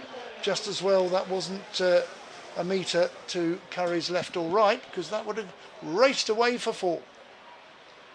So there's 2 overs left after this. Curry will bowl 1. Yep. Who on earth is going to bowl the next one? Wood has bowled out. Dawson's bowled out. Howell 2 overs for 46. How? No. Try and kill would you, the would game? you have Howell on Well, I don't again know. after that? What are your options? I wouldn't have Howell, not after that. What are your options? Fuller or well, yeah, Fuller has to be has Fuller. bowled at the death. It's a full toss. That could run away for 4. It has. It's another one of those full tosses. You've got to nail your skills, and he's given an easy opportunity of a run-scoring ball to Jordan Cox, who moves to 116. It was a full toss, probably knee-high. Yeah, the thing is, you can't get anything slightly wrong to him. He's absolutely going to make you pay, and has done. I haven't seen many innings like this. I've seen a few. Baker on his way in. 1 for 46 now, his final ball of the evening. Oh, that's a good Yorker. That's highly skilled, well bowled. And the good news is for Essex is, whilst it was a good ball, it was dug out. They got a 1, and Jordan Cox will continue to face the bowling. That over cost, let me just think, 15, 3 fours and 3 singles. So 15, it could have been worse, but 15, Essex 195 for 6. So they need 26 off 12. Well, 25 to tie, which I think Hampshire would settle for. 2 points. Thanks for coming. What do you want off the last over? If they're thinking out there, it's going to be Curry to bowl this. I just worry on this ground. What are you going to leave for the last over? 25. Really? No, come on. Well, Curry it's difficult. Curry It's needs difficult. This ground. It's Yeah, it difficult, is. isn't it? Well, it has to be a quiet over. Whatever it is, it has to be a quiet over. Cox drives hard up to mid-off. Should only be a single. Well bowled. He's got that full, which is what he has to do. Gets Harmer on strike. 25 off 11. It has to be the quietest over you can have. But even then, it might not be enough. But yeah, I know. But if Cox is facing and you've got 6 balls left, I'm going to say to you, Curry could get away with 9 more runs off this over, leaving 16. Okay. Would you be Slower happy? ball. Harmer goes in the air. This could be caught out at mid-off. Fuller's taken. He's dropped it. He's dropped it and kicked it over. Oh dear. That is the difference between game 1 and the game is still for the taking. So Fuller has dived. He's made a gallant effort to dive. He's spilled it as he's diving to floor. And unfortunately for Hampshire, it's come out of his hands and he's ended up kicking it, but he's kicking it behind him and gone for 4. Harmer drives out into the covers. That'll be a single. So there are 9 balls left in this game, and Essex need 20, and it brings Cox on strike. I think Essex could get 15 off the last over. Oh, easy. With Cox? 16. Who's going to bowl it? I mean, I worry about who's going to bowl it. I really do. It'd probably have to be Fuller. Yep. Well, he has bowled at the death for you on many years. Yeah. Very capable, but he took a bit of... What did he go for tonight? That's pulled away, and it's going wide of Dawson. Is it going wide and into the gap? Oh, it's fielded right on the rope. That's a great effort. I think that's Hilton Cartwright. Great effort from him. 2 runs. 18 off 8. Wow, that was superb. So we've just seen a mishap from Fuller down at fine leg. Meanwhile, we've just seen a saving of 2 runs brilliantly by Hilton Cartwright on the other side at third man. Cox still Brilliant the place. cricket. He's Brilliant. on 120. Oh, he's hit that miles. That's in the river. That's 6. That's in the river. That's into the sponsors' tents. That'll keep them happy. 12 off 7. Big hit, Jordan Cox. He can do no wrong here. Absolutely can do no wrong. He's punished anything, well, anything that's been in his arc, which he clearly enjoys, and a few others as well. My word. Well, if Essex do win this, and it's looking increasingly likely, then Jordan Cox has been an absolutely mammoth effort. One of the better innings you'll see. 12 off 7. As carries in, bowls, good length ball, hit out into the covers, it'll be 1. And we get to the final 6 balls here, with Essex on 210 for 6, needing 11. Well, has it changed? Has it shifted? Are Essex in the advantage? All will be revealed in the next 6 balls. Baker, 4 overs, no maidens, 1 for 47. It's going to be Fuller, number 26. James Fuller. First over went for 19. Played a lot in New Zealand. Has he only bowled the 1? Yeah, he has. For 19. Can he be the hero? Can he go for less than 11? As Kevin James, BBC Radio Solent, said, they would settle for a tie to take the 2 points that they need to qualify. Or will it be Nick Gledhill tomorrow night giving you live ball by ball, where he would... Will Kent get some points? Will Essex do a job on Kent in favour of Hampshire? Will Surrey do a job on Sussex for the favour of Hampshire? All will be revealed in the final evening of T20 cricket tomorrow night on BBC Essex, BBC Radio Kent, and also down at BBC Radio Sussex and Radio London. Live ball by ball action, the very best of the T20 Vitality Blast. You're listening live to Kevin James and Don Topley here at the Ambassador Cruise Line ground. 11 runs needed. Chris Wood is thinking about his field. There's a bit of kidology with the crowd, the Essex crowd who are booing. In comes Fuller. Fuller to Cox. Fuller bowls. This is down the ground. That is 6. That's gone over the side screen. It's gone onto the roof of the maisonettes, over the side screen and out of the ground. 6 runs, just 5 needed for a most memorable, a most entertaining evening here at Chelmsford. Unbelievable hitting by Jordan Cox. That's in his slot. In fact, most balls are in his slot tonight.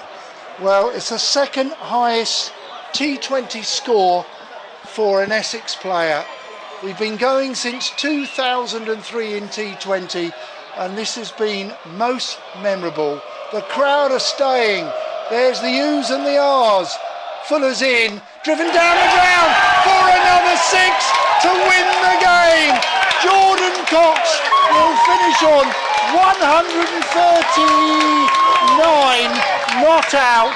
He hugs his captain, Simon Harmer, on 7. And he is a man who's going to celebrate. He takes his helmet off and shakes all the shirts in yellow that are Hampshire. What an absolute stunning knock we have all witnessed. A near full house here at Chelmsford.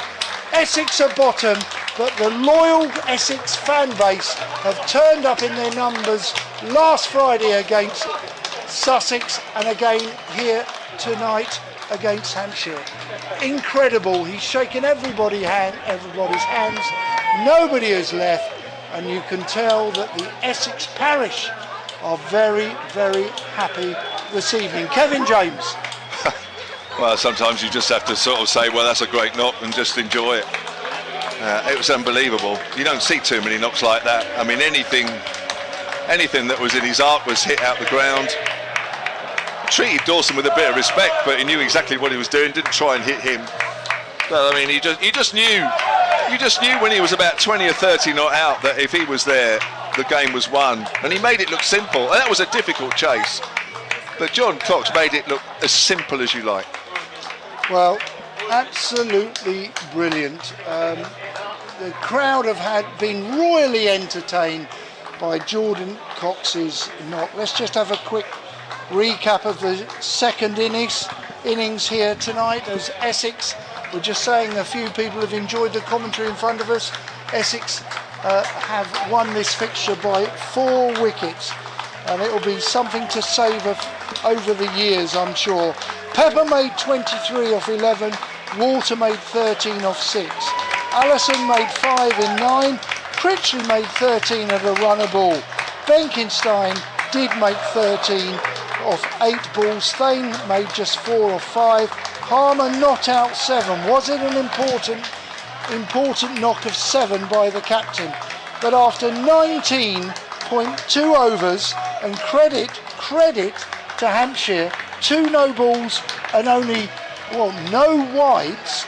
Unbelievable that's very impressive.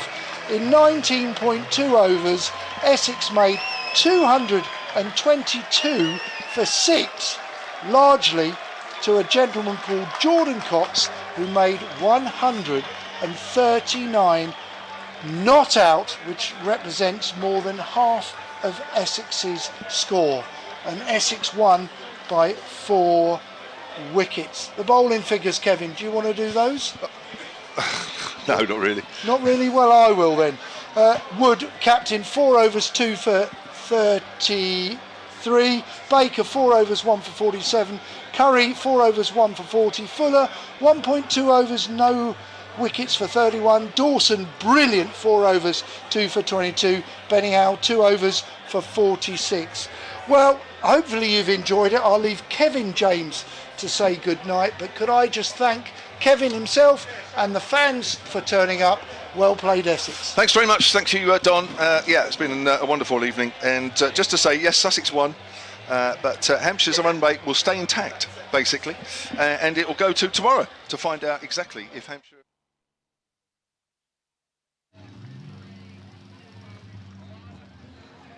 Well, what a finish that was. As you can imagine, it was a really tough call to decide who was going to be our Woodland Group player of the match. What a performance. Let's hear it for the winner, Jordan Cox. Simple question, Coxie. Did you enjoy that? Yeah, it was good fun. Yeah, it was good. And that's the first time, I understand, that's your first T20 century. It's the second highest score ever for Essex. I mean, that was quite an incredible performance. Yeah, it was good. It was good fun, and it was glad to get the win. To chase 200 plus is always challenging, but you know, it was good to take the win. Peps and Paul seemed to get it underway from the word go. What was it? 33 off a couple of overs. So everything was set for you when you walked out. But to score 139 not out in 60 balls with 11 fours and about 40 odd sixes, I mean, that was just incredible. You seem to find the elevation so easily. Yeah, I think, you know, once you get in at Chelmsford, you know, it's not a massive boundary, so, you know, the ball does fly here. But, you know, it's good to get a win. It's a shame it's just a bit too late. Well, to get back-to-back wins is good here at the Ambassador Cruise Line Ground. I'm going to invite the friends of Woodland Group to come and make the presentation. We've got our Woodland Group Young Eagle as well, Luke Goodall. Luke can come as well. Here we go, guys.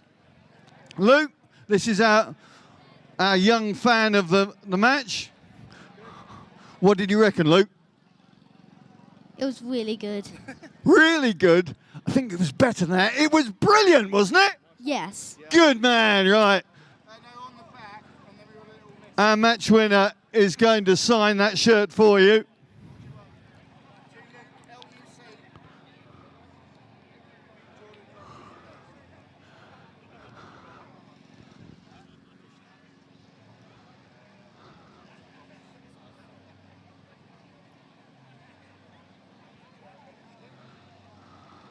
Right, and let's have the friends and family of Woodland Group to make the presentation for our eagle of the match, Jordan Cox. There we go.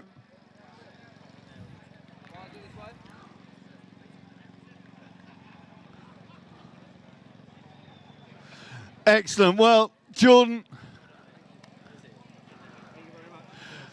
go and have a lie down, mate. You deserve it. Let's hear it for Jordan Cox. Wow. That was something special, wasn't it? And what a great way for the Essex men to finish their Vitality Blast T20 campaign here at home. Of course, a battle of the bridge coming tomorrow against Kent. But this one is going to remain long in the memory. Tomorrow we've got the final triple of our triple headers, if you like, of games, because the Essex women are back here playing Durham. Come back and support them. That game starts at 6 o'clock. But from everybody at Essex, great to have you with us on such a special day, forever now known as Jordan Cox Day. Good night.